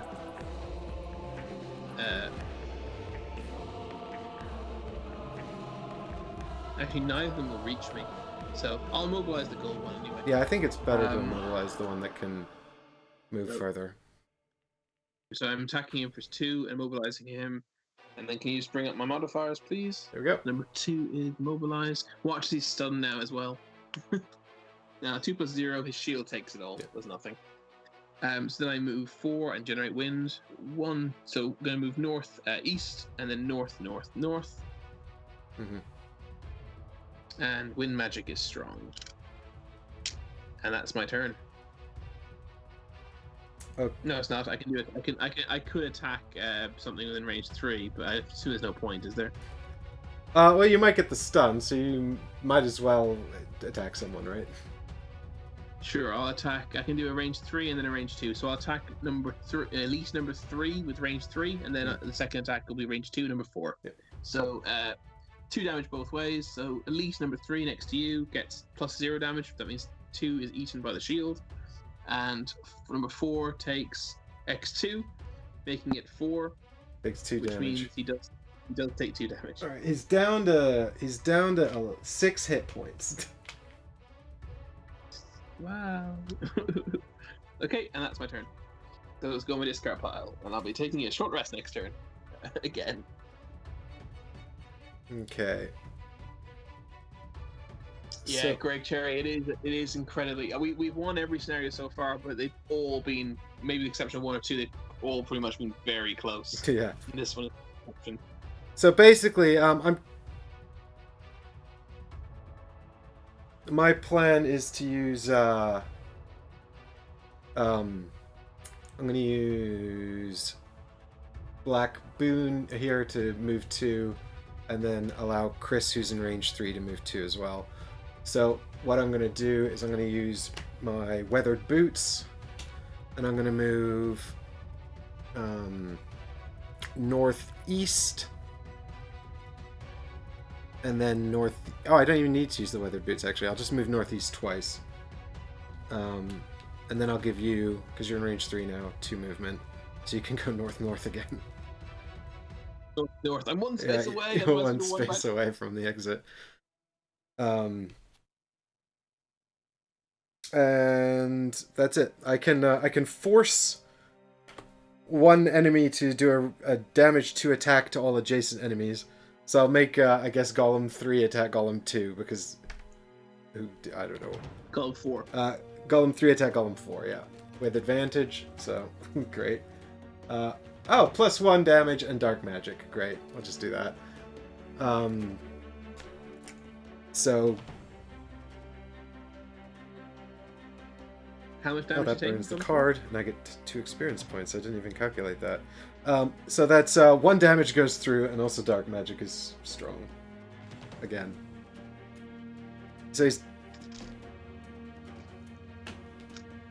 And I'm up to 10 experience points for doing literally nothing. Because I've been keeping all my cards. Just my 1-shots are all attacks, so I've been saving them to stay alive. Well, I just gained like 6 experience points burning cards while I was waiting for you up here. We're past this mission, but failed at least 3 and had to redo. We're Hatchet and Demolitionist. This looks like a much better matchup. It's working all right so far, I must say. Did you, out of interest, you played this scenario 2-player as well, Greg? How many chests did you get to open? And did you succeed in it? And did you also just run around the golems all the time? I mean, we've done a bunch of damage. It's just none of it matters anyway. I mean, we're still not close to killing anyone. So they're going first now. So number 2, golem now moves. Number 2's immobilized. Oh, I'm so smart. Let's remove that. Number 3 then. They're moving +1s. He's got up to 3 movement. You're closer, I believe. Thankfully. Yes. Incidentally, I'm just gonna quick trigger my chain armor on my turn before they move. There we go. Yeah. So number 3 move and smacks you, but you can lose a card, so you'll be fine. Yeah, I'll be fine here. I've also got shield 1, but blam. It's +0, so that's what is that? That's -1. So 4 damage.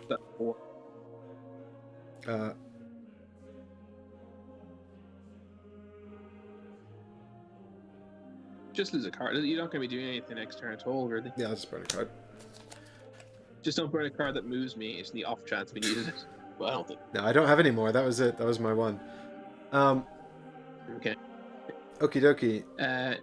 Number 5 now moves 3 spaces. So he moves into the doorway and then moves north again. And then we're on to number 1, who just follows me 2 spaces north, because he has +1 movement. And then number 4 is 1, 2, 3, 4 away from me, or I've got him 3 away from you, actually. Right? No. Are you north of B? I'm north of B. So he's 3. Where's he on your board? 4 is directly below the statue on the left. So how is he 3 away from me? Are you counting this? There's 3 spaces in between me and him, therefore he's 4 away from me. Okay.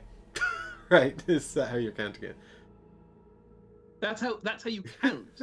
What? You call that 3 away? He's 3 spaces away from you. Yeah, because if he moves 3 spaces, he'll be adjacent to you and he can hit you. In Super Fantasy Brawl, if you've got range 2, that means there can only be 1 space. Well, I'm not counting range in Super Fantasy Brawl. I'm counting movement in Gloomhaven. That's how chat. Tell chat. Vote now. Is 4 3 spaces away from me or 4 spaces away from me? No, look, because he needs. He'd have to move 4. He'd have to move 4 spaces to occupy my space. Therefore, he's 4 spaces away from me. But he'd have to move 3 spaces in order to attack you. So, thinking about him being 4 away from you is less helpful than thinking about him being 3 away from you. You don't. But when you assess focus, you're assessing how far away from the model they are, not for how far away they are from their attack range. If he had to move, if he had a range attack, if he had a range 2 attack, you wouldn't say he's 2 space away from me, would you? Because he only has to get to the space south. Right, but you need to work out his movement, right? Because otherwise the obstacle's there, and then he's 3 away by your counting through the obstacle. Well, no, you take obstacles into consideration. The method I'm employing doesn't not allow for the modifications of obstacles. But this is the first time I've ever seen you count this method as well. In all other games, you count the same way as me. No, this is how I've always done it. It's never mattered. In fact, it still doesn't matter right now. He's closer to you, no matter how you count it. No, it doesn't. That's getting twice, but it matters for pedantries. Literally, I cannot think of a single instance where this distinction would matter, unless if you're counting range for attacks, it would be completely different. But we're counting movement. I can think of an instance where it would matter. What's that? When you're playing remotely across Skype with 2 copies of the board game, and you have to communicate movement. Yeah, this is the one instance. Great, I'm glad we've identified this scenario. In any case, he moves so that he's 1 space south of you, or 2 spaces south of you. 1 space. Okay, no, come on, you're doing this on purpose. 1 space south of me would be adjacent to me. You can't think that's acceptable. So he's 2 spaces south of you then. Yeah. Great. Did you do that one on purpose? Yeah, come on, I'm just actually call that. No. No. Okay, good. My God. in more normal times, a very niche scenario. I want votes on whether you how people count these things. Chat, just vote Convince Chris is people right. in It'll make him really happy. No, now you robbed me of any vindication. I'm chat by saying that. Oh, Chris, I just want you to be happy, buddy.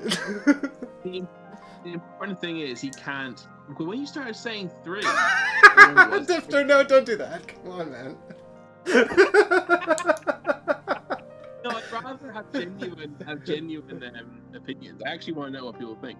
But the important thing is, when you first said 3, I was like, wait, if he's 3, that means he can reach me and hit me. Yeah. No, it's like, yeah, I meant there were 3 blank spaces between you and him. That's what I meant. Yeah, which means he can't hit me, thankfully. Fortunately. And then we moved 1? We've moved 1. So that's yep, it. we've done it. It's time for the next round. Hang on, I have to short rest again. Oh my god. Well, I think fortunately this should be fine. I lose. Ricochet. Which I shall now lose. So you gave up on on Ricochet. You Sorry. gave up on Ricochet. Yeah, I lost Ricochet, and I have 2 cards left in hand, which I'm playing now. I have to reshuffle the Stone Golem deck. Yeah. Oh god, yeah. Well, so this is gonna be it. If they get, well, I don't know if they get runic thing here again, we might be in trouble, right? How fast does that move? I can't remember, but I think it's pretty fast. I'm moving very fast. Well, doesn't it say the it says here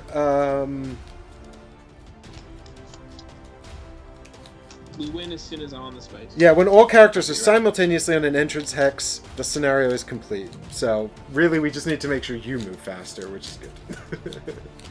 Yeah, I think we've won that. All right, unless there's a card in here we haven't seen yet. There's like the "You're fucked" card, Initiative 1. We've had that card called Runic. Whatever Runic it is. draw. All right, you all watching me shuffle this real good as well. I'm doing a really good job here. All right, here we go. We've determined our fate.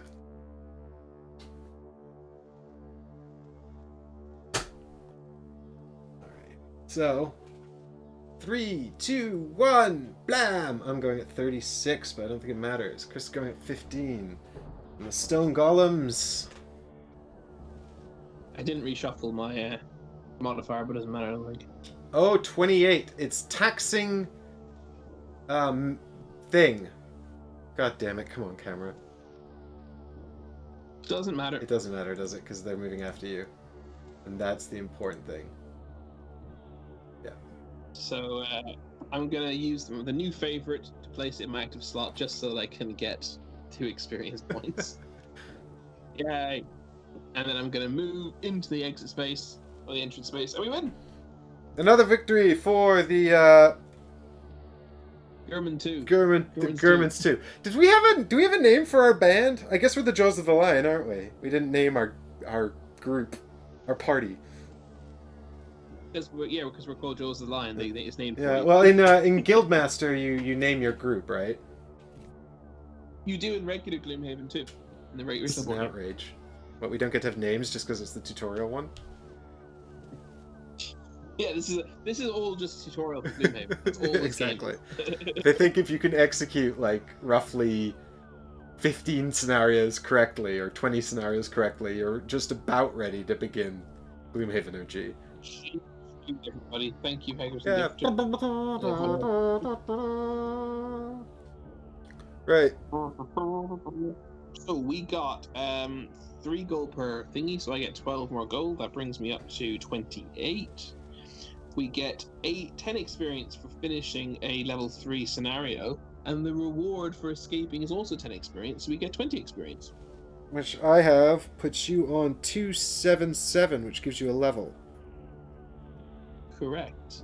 Oh, actually, I've also got 4 experience from my thingy-majig, so that puts me on 281.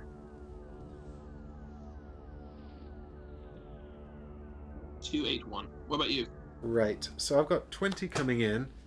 from the scenario victories, plus 10 more on my board here, so 30 in total, which puts me on 277.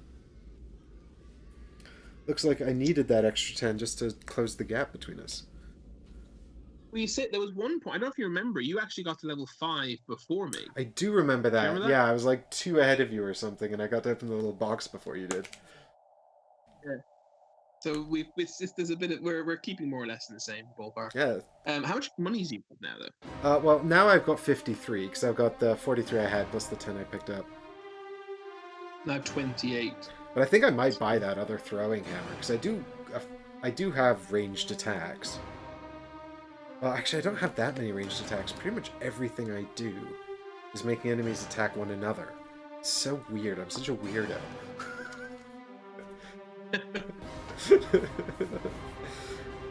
I'm a creep. I'm a weirdo.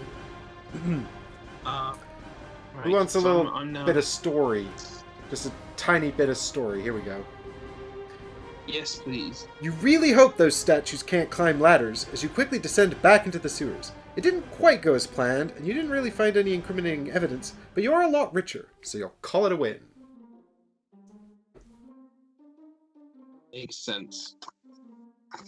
I will call it a win. And also, we've done the side quest, so now we can focus on the main quest again next time. I'm trying to decide. I need to decide what perks I want. Oh yeah.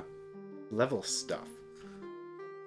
I'm quite tempted to take yet another stun. Yeah, I mean, I would recommend it. Stun is great. Man, do you know what I wish we could buy? I wish we could get another Fateful Compass, man. That's so good. There's only one in the whole game. I just noticed, actually. Damn it. Oh well. Right, I'm replacing a +1 with a +1 stun because that's awesome.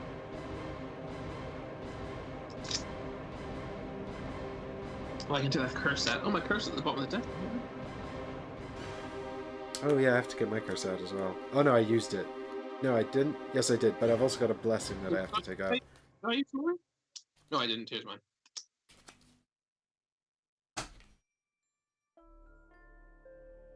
Okay, so that's my perk. I can also get a new card, can't I? Perks. Do we unlock some more cards? At level 6, I'm not sure. I don't think so.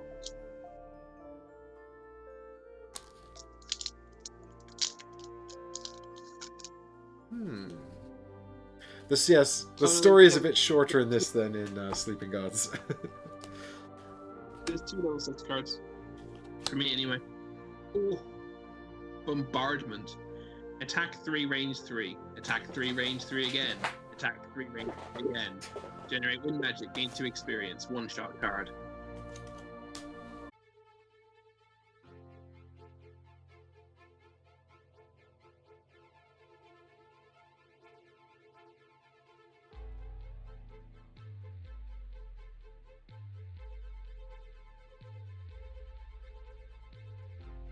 We back! We're back! I think Leanne decided to reset the fuses to the house just for some reason. She forgot I was live streaming, I guess. I'm trying to tell you, Mike, it's time to come and have dinner. Yeah, she's like, get off the internet and come for dinner. Did you? I don't know if you heard. I think I was talking for a good 20 or 30 seconds before I realized we'd lost you. Did you hear what card I took? I heard you were just describing the effects of Bombard. Okay. That's the one I ended up taking because it has range 3, strength 3, range 3, strength 3, range 3, strength 3. Which is pretty awesome. Yeah. I'm gonna see if I can find it in your set here and add it to your collection. Although I might just have all of your cards here, I'm not sure. I thought this is the only one. You can show the other card as well. I put it away now that I declined. The card I declined was also really cool. Which was quick turnaround. That was it. Yeah, it let me loot, but only if my favorite axe was there, which is good to get the axe back. But it seems to be quite niche. Its top half was an attack that had lots of push potential, which was also very cool. So it's a very cool card. But I just thought Bombardment was just too good to turn down. The only cool thing about Quick Turnaround is it's not a one-shot card, and I have a lot of one-shots already. So maybe that's foolish. Take yet another. But I can drop one out to add that one in, is what I was thinking. Seems reasonable to me. Alright, I'll add this to the collection of cards I got here for you. I still haven't used my little plant stick yet. No, I've noticed that. I've never once used it. I thought I'd have a nice opportunity to use it in this mission. I still didn't get to use it, so I'm gonna have to. It was very cool. We just didn't get. It just didn't come to fruition at all. Yeah, if we'd had one more jump card or something each, or a jump card, then that would have been great. We need to discuss our battle goals. I have got just how battle goals were. I had two options. The other one I could have taken was never take a short rest. Which I halfway through the game I was like, oh, I should have taken that one because I'd only taken one rest and it was long. But I think I took about 3 short rests in the last 3 turns, so I also wouldn't have done that. This was called Opener. Kill the first monster to die in this scenario, which I do most of the damage, so I thought that was a good one. But obviously didn't pull it off for obvious reasons. So I did not get my battle goal. How about you? Mine was altruism. End the game where Chris has more money than you. Is that what it is? Yeah. Nice. So that's why I was like, oh, you should go get that chest with all the coins. Oh, for God's sake. I love. Because if I pick. I love the way the battle goals, because you're meant to roleplay that they're not, you don't tell people, it makes people do stuff like that. You're like, why are you telling me? I was like, okay, I was trying to tell you to take all the coins because I've got more stuff than you, but okay. And then you. Well, I can't remember what my other one was, but I feel like it was really difficult. I wonder if it's on the bottom here. Oh yeah, never end your turn adjacent to an ally, which actually probably could have worked in this game. I don't think we basically split up and never reconvened, but really not to the very end. We were adjacent at the very end, but you didn't end your turn adjacent to me. I got adjacent to you in the middle of my turn, so that would have worked, I think. Well, actually, no, I think I ended my turn. Oh, yeah, you ended your turn there, and then I didn't actually move. But I did end my turn. But no, I didn't have a turn then. Yeah, so maybe. Unless we were at some point adjacent down here, I can't remember. I don't think so. But, I don't think so. So.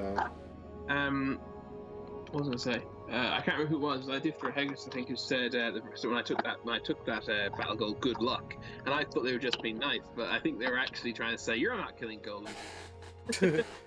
So I've got down here that you have 3 of the battle goal ticks. Well, I didn't succeed mine. Oh no, sorry, not 3, 6. Yeah, so I've already had those. I've already reaped the rewards of those. So I've got 5 now, so I need 1 more to get an actual perk out of it. But I'm also going to get a perk here, so... yeah, I don't know which perk I want. I've taken pretty much all the ones that get rid of bad cards, which is sort of my general preference. But so I'm thinking now I'm going to replace the 0... Replace a 0 with a +1 in cold. I have a lot of things that generate cold, and I have a lot of spells that consume cold, but I haven't actually used a lot of those spells, so maybe this will give me an incentive to use some of those consume cold ones, which would be good. So let's have a look here. You still have to take your level 6 card as well. Exactly. I'm going to show them off in just a minute. I'm excited though. So get out of here, +0. You're boring. Come on. Halt! Stop. One must level up. Oh, good. Another blue card that we won't be able to see on the green screen.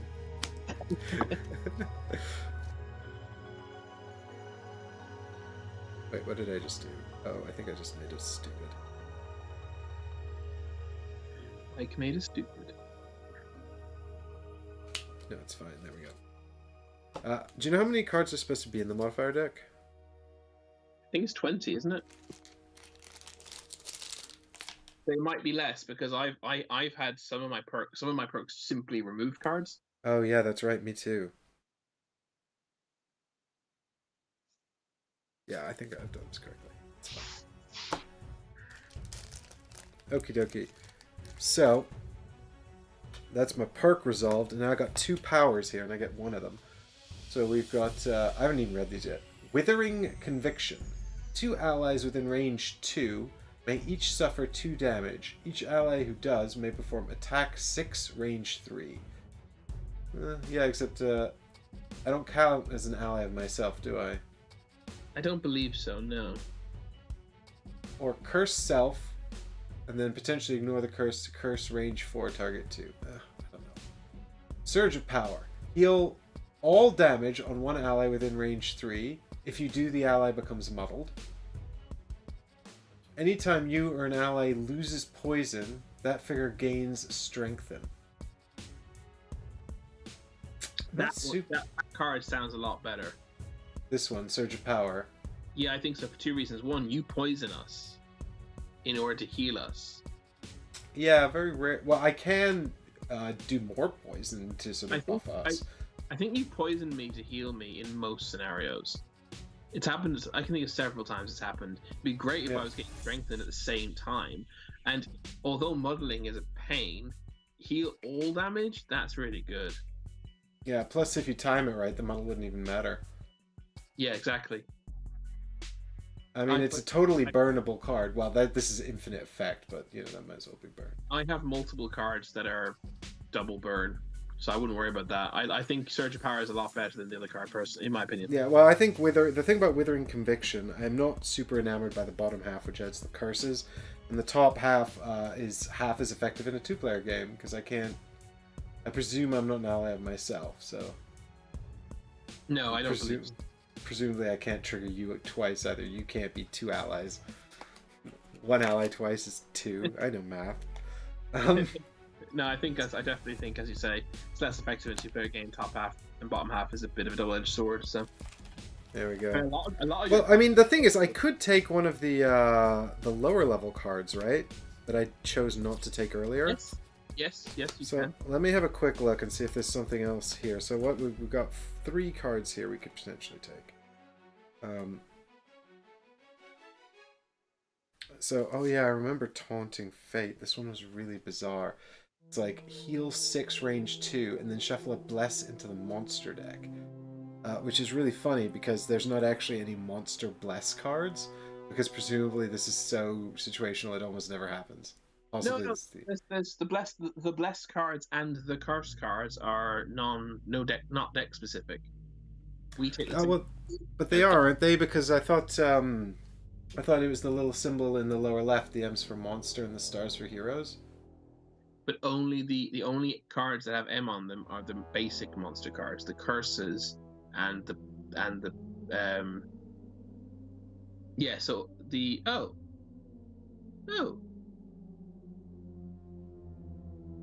Show me the blessings don't have that? I don't think so. I think the blesses all just the blessings all just look like this. Well, that's fine. You could just use a hero bless card. It doesn't matter. Yeah, well, you'd have to. But I think what I'm saying is because they didn't print a separate deck like they did with the curses. I guess this is like so rare it almost never comes up, right? I guess so. Although the funny thing is, I was incorrectly under the impression that it was just one deck, and it might as well be. You don't need separate monster curses and hero curses. Nope. Also, if they knew this was in here, they could have just printed one monster blessing.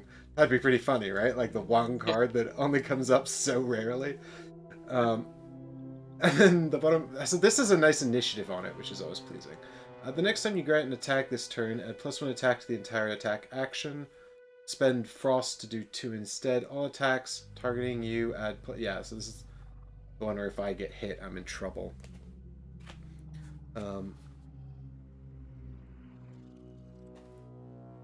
Oh, I don't know. Maybe this bottom one actually is quite nice. The Last Journey. I attack 4 at range 3 and do a curse. That's good. Move 4. Force 1 adjacent enemy to perform move 3 with you controlling the action, and then the enemy's immobilized.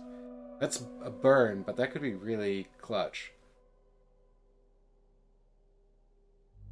Yeah, I mean, as I said before, I wouldn't overly worry about it being a burn. And we've also got Crushing Cold, which is the other level 2 card I could have taken way back when. One ally within range 3, may perform attack 4, target 2. That's a burn. I mean, that's pretty cool. And also move 3, and then muddle at range 3. I mean, I feel like any of these is better than the level 6 ones, but maybe I'm just not picking up on the power of them.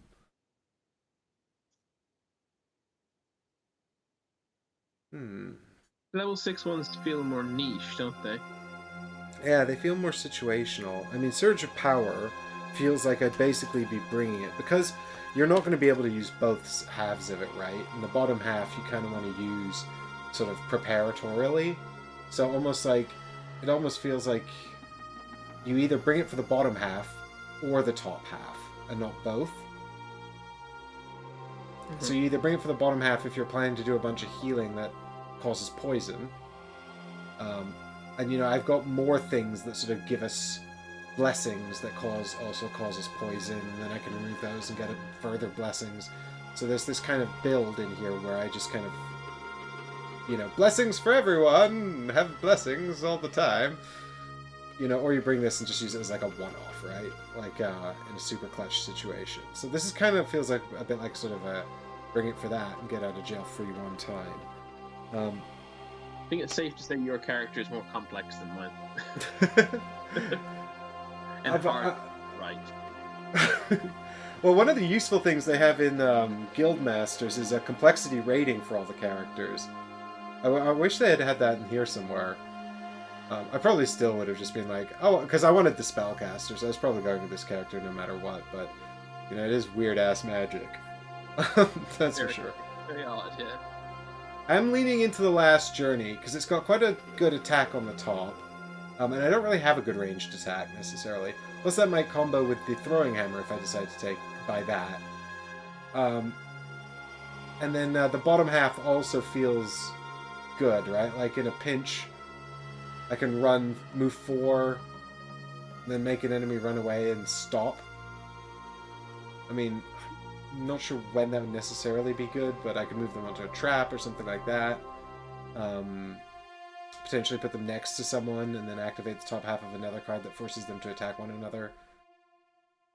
You know, it just feels like it combos more with the build I'm going for, which seems to be manipulation of enemies. Yeah, which I think is a fun build. It is a fun build. Plus, I guess it's sort of like we're just doubling down on this whole like sort of thin the enemies out. Like your guy just does massive damage, and then my character makes them kill each other. It's cool. It's a cool idea. It's been working so far. So I think I'll take Last Journey actually and add that to my deck. Okay.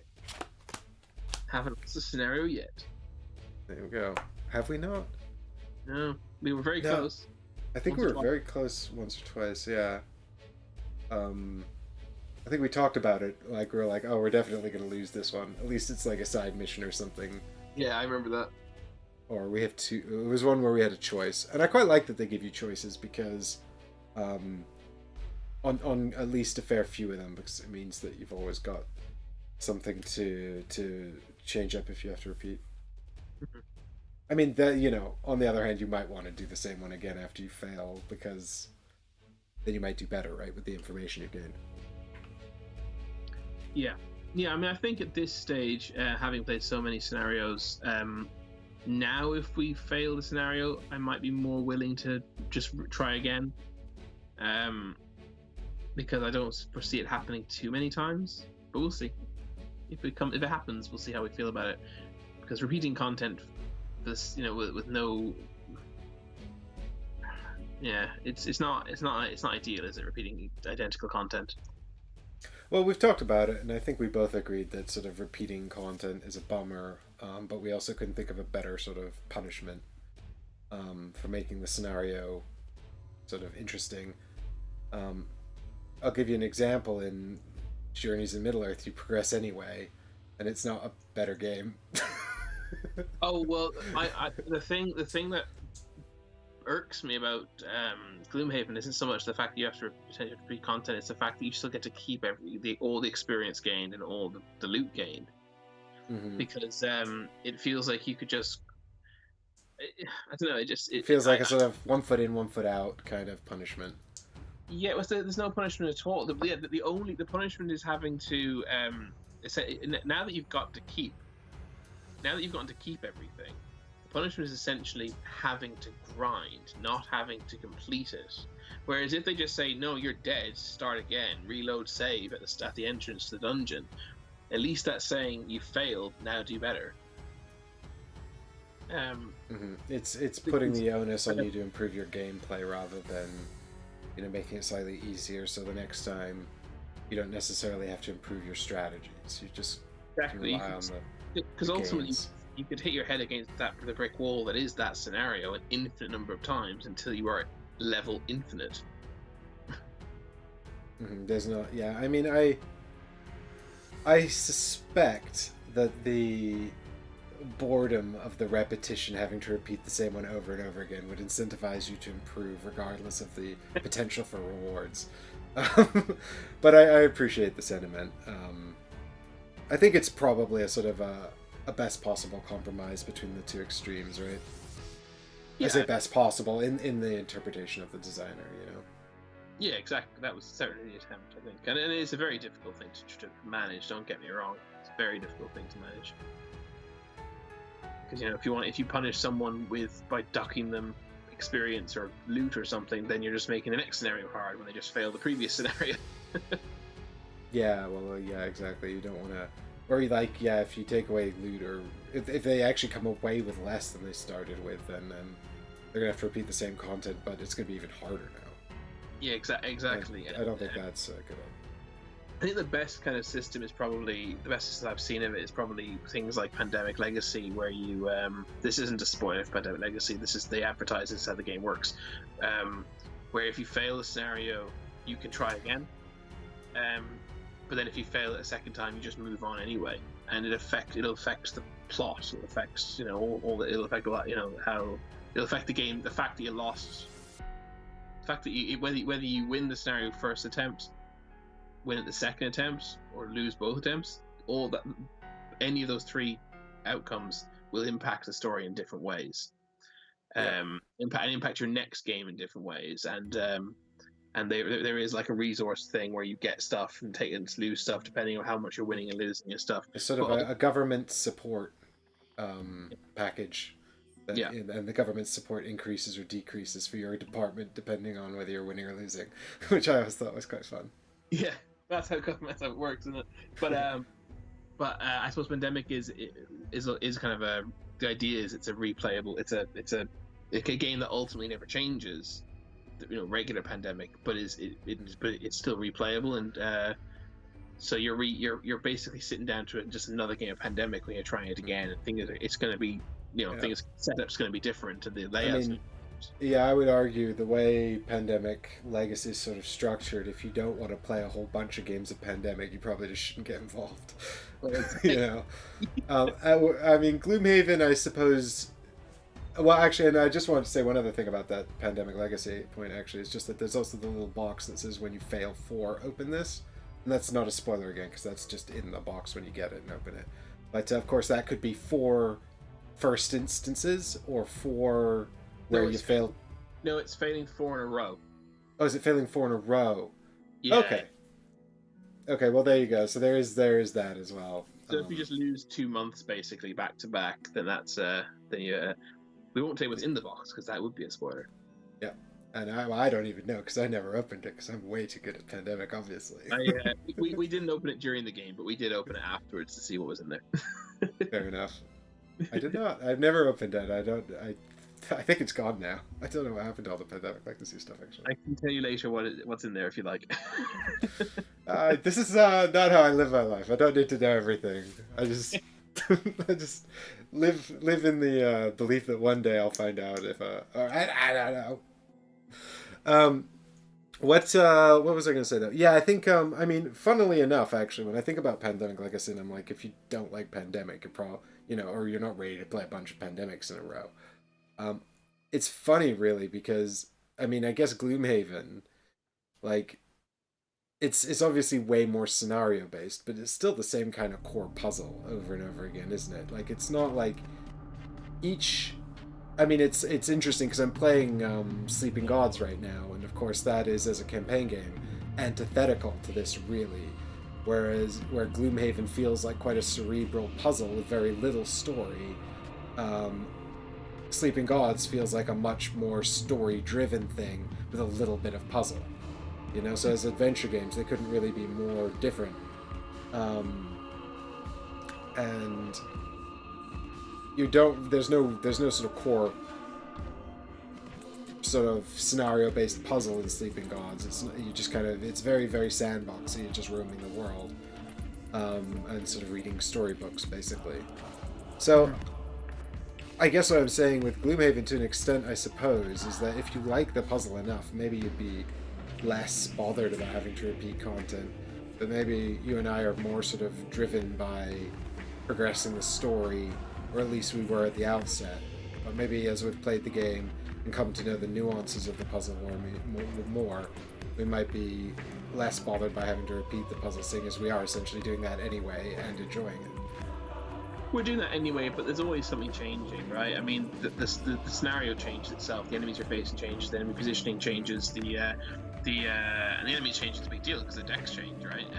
You know, what cards you bring to it can change. Although that can change on repeat, I suppose, as well. And the story at least is there. There is something there. You know, you get to go to the shop in between every time. We get those little story events and stuff between. It is different to just sit there repeating the same content over and over again until you win, I think.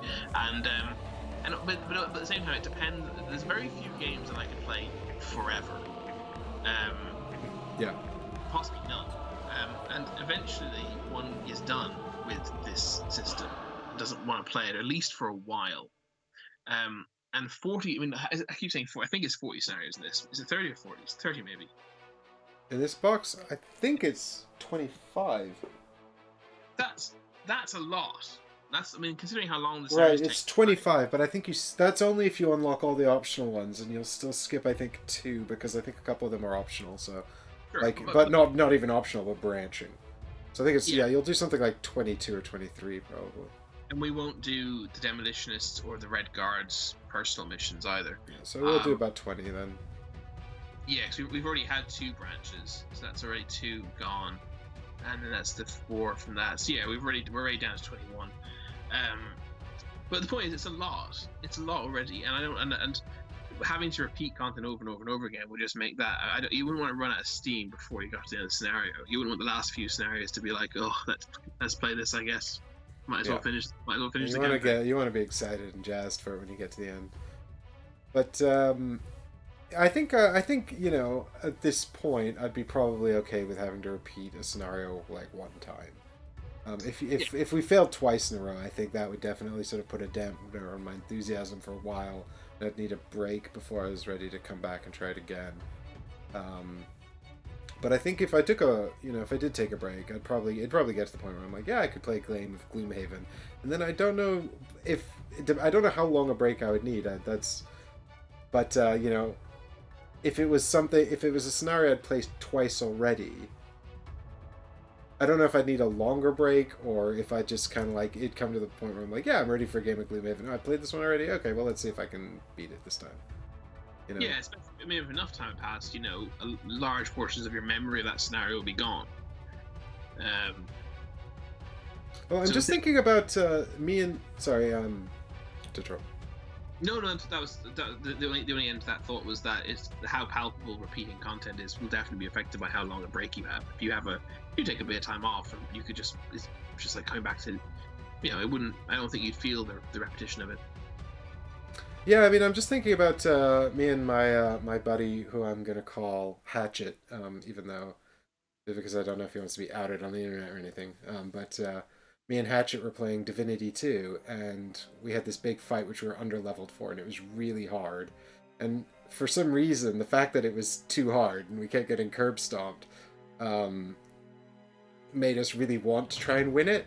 And so we spent like a whole evening on this one fight. And if you guys know Divinity, it's sort of like an RPG action point based puzzle. I mean, you know, it's not like Gloomhaven, but also it kind of feels a bit puzzly like Gloomhaven in certain ways, right? You know, it definitely feels like a sort of a puzzle you're trying to solve.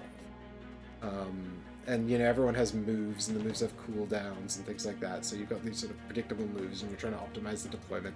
The point is, like, I think the first two times we attempted the fight, we were dead almost immediately, or we sort of reset immediately, and we made then 2 really good attempts at it. We didn't actually do it in the end, but my point was I never actually got bored of it. The more we failed, the more I was like, let's try again. So I'm making this point theoretically, and then the other night we must have spent like 4 or 5 hours on that, like, one battle basically. Actually, maybe it wasn't that long. Maybe it was like 4 hours, but still, like, I never sort of stopped at any point. I was like, at least maybe towards the end. Maybe towards the end we were like, okay, we should probably go away and level up a bit and come back. But you know, we must have had 4 attempts at it, and I was, you know. So I think it's maybe one of those ideas that's a lot worse in. Then again, you know, one Gloomhaven scenario is about 3 hours, and we got a good 4 attempts in that 4 hours. So maybe it's just the time. Yeah, I think that might be the difference. A video game is definitely a lot quicker to kind of wash and go again. Mm-hmm. Yeah, I wonder if there are Gloomhaven experts out there who are like, right, this scenario's a wash, restart. After turn 2. Yeah, after like 2 turns in, they're like, right, it's not working, let's go again. Possibly, quite possibly. Speedrunners. Gloomhaven speedrunners, oh my god. God, board game speedrunning. Imagine that. God, what a weird thought. That's not a culture that exists yet. We could be the first ones. Yeah, we could start. We could be big. We could start speedrunning. Board game speedrunning. What would be the best game to start speedrunning? Gloomhaven or surely it'd have to be some kind of like single player or cooperative campaign thing, right? Yeah, exactly. Etherfields. Speedrunning Etherfields. Well, this is interesting because I was watching the other day. I was watching a Resident Evil 7 speedrun, and I've seen that one, the one that came out recently, the new world record. And but I noticed that the speedrunners only play on 2 difficulties, right? They either play on easy, because obviously it's the fastest difficulty, unless you play Madhouse, and they play on Madhouse, which is the hardest difficulty. That's nice, yeah. Yeah, because Madhouse comes with the ability to gain the power-ups in the living room, and you can get a key much earlier, so you can cut out a bunch of time by having access to these power-ups. But it's a lot harder to execute on because the enemies are all harder, so you only pick it because that shortcut exists. It's dictated by the community. I mean, if there were enough people who wanted to do hard mode runs, then there'd be a hard mode run category. I'm sure, yeah, probably. But I think it's always been deemed there's no point to it. Yeah, because you could do it faster on easy, or you know, you can do it faster on Madhouse as well. So it's like the 2 extremes as well. But my point was that it's just that if you were going to speed run like Gloomhaven or something like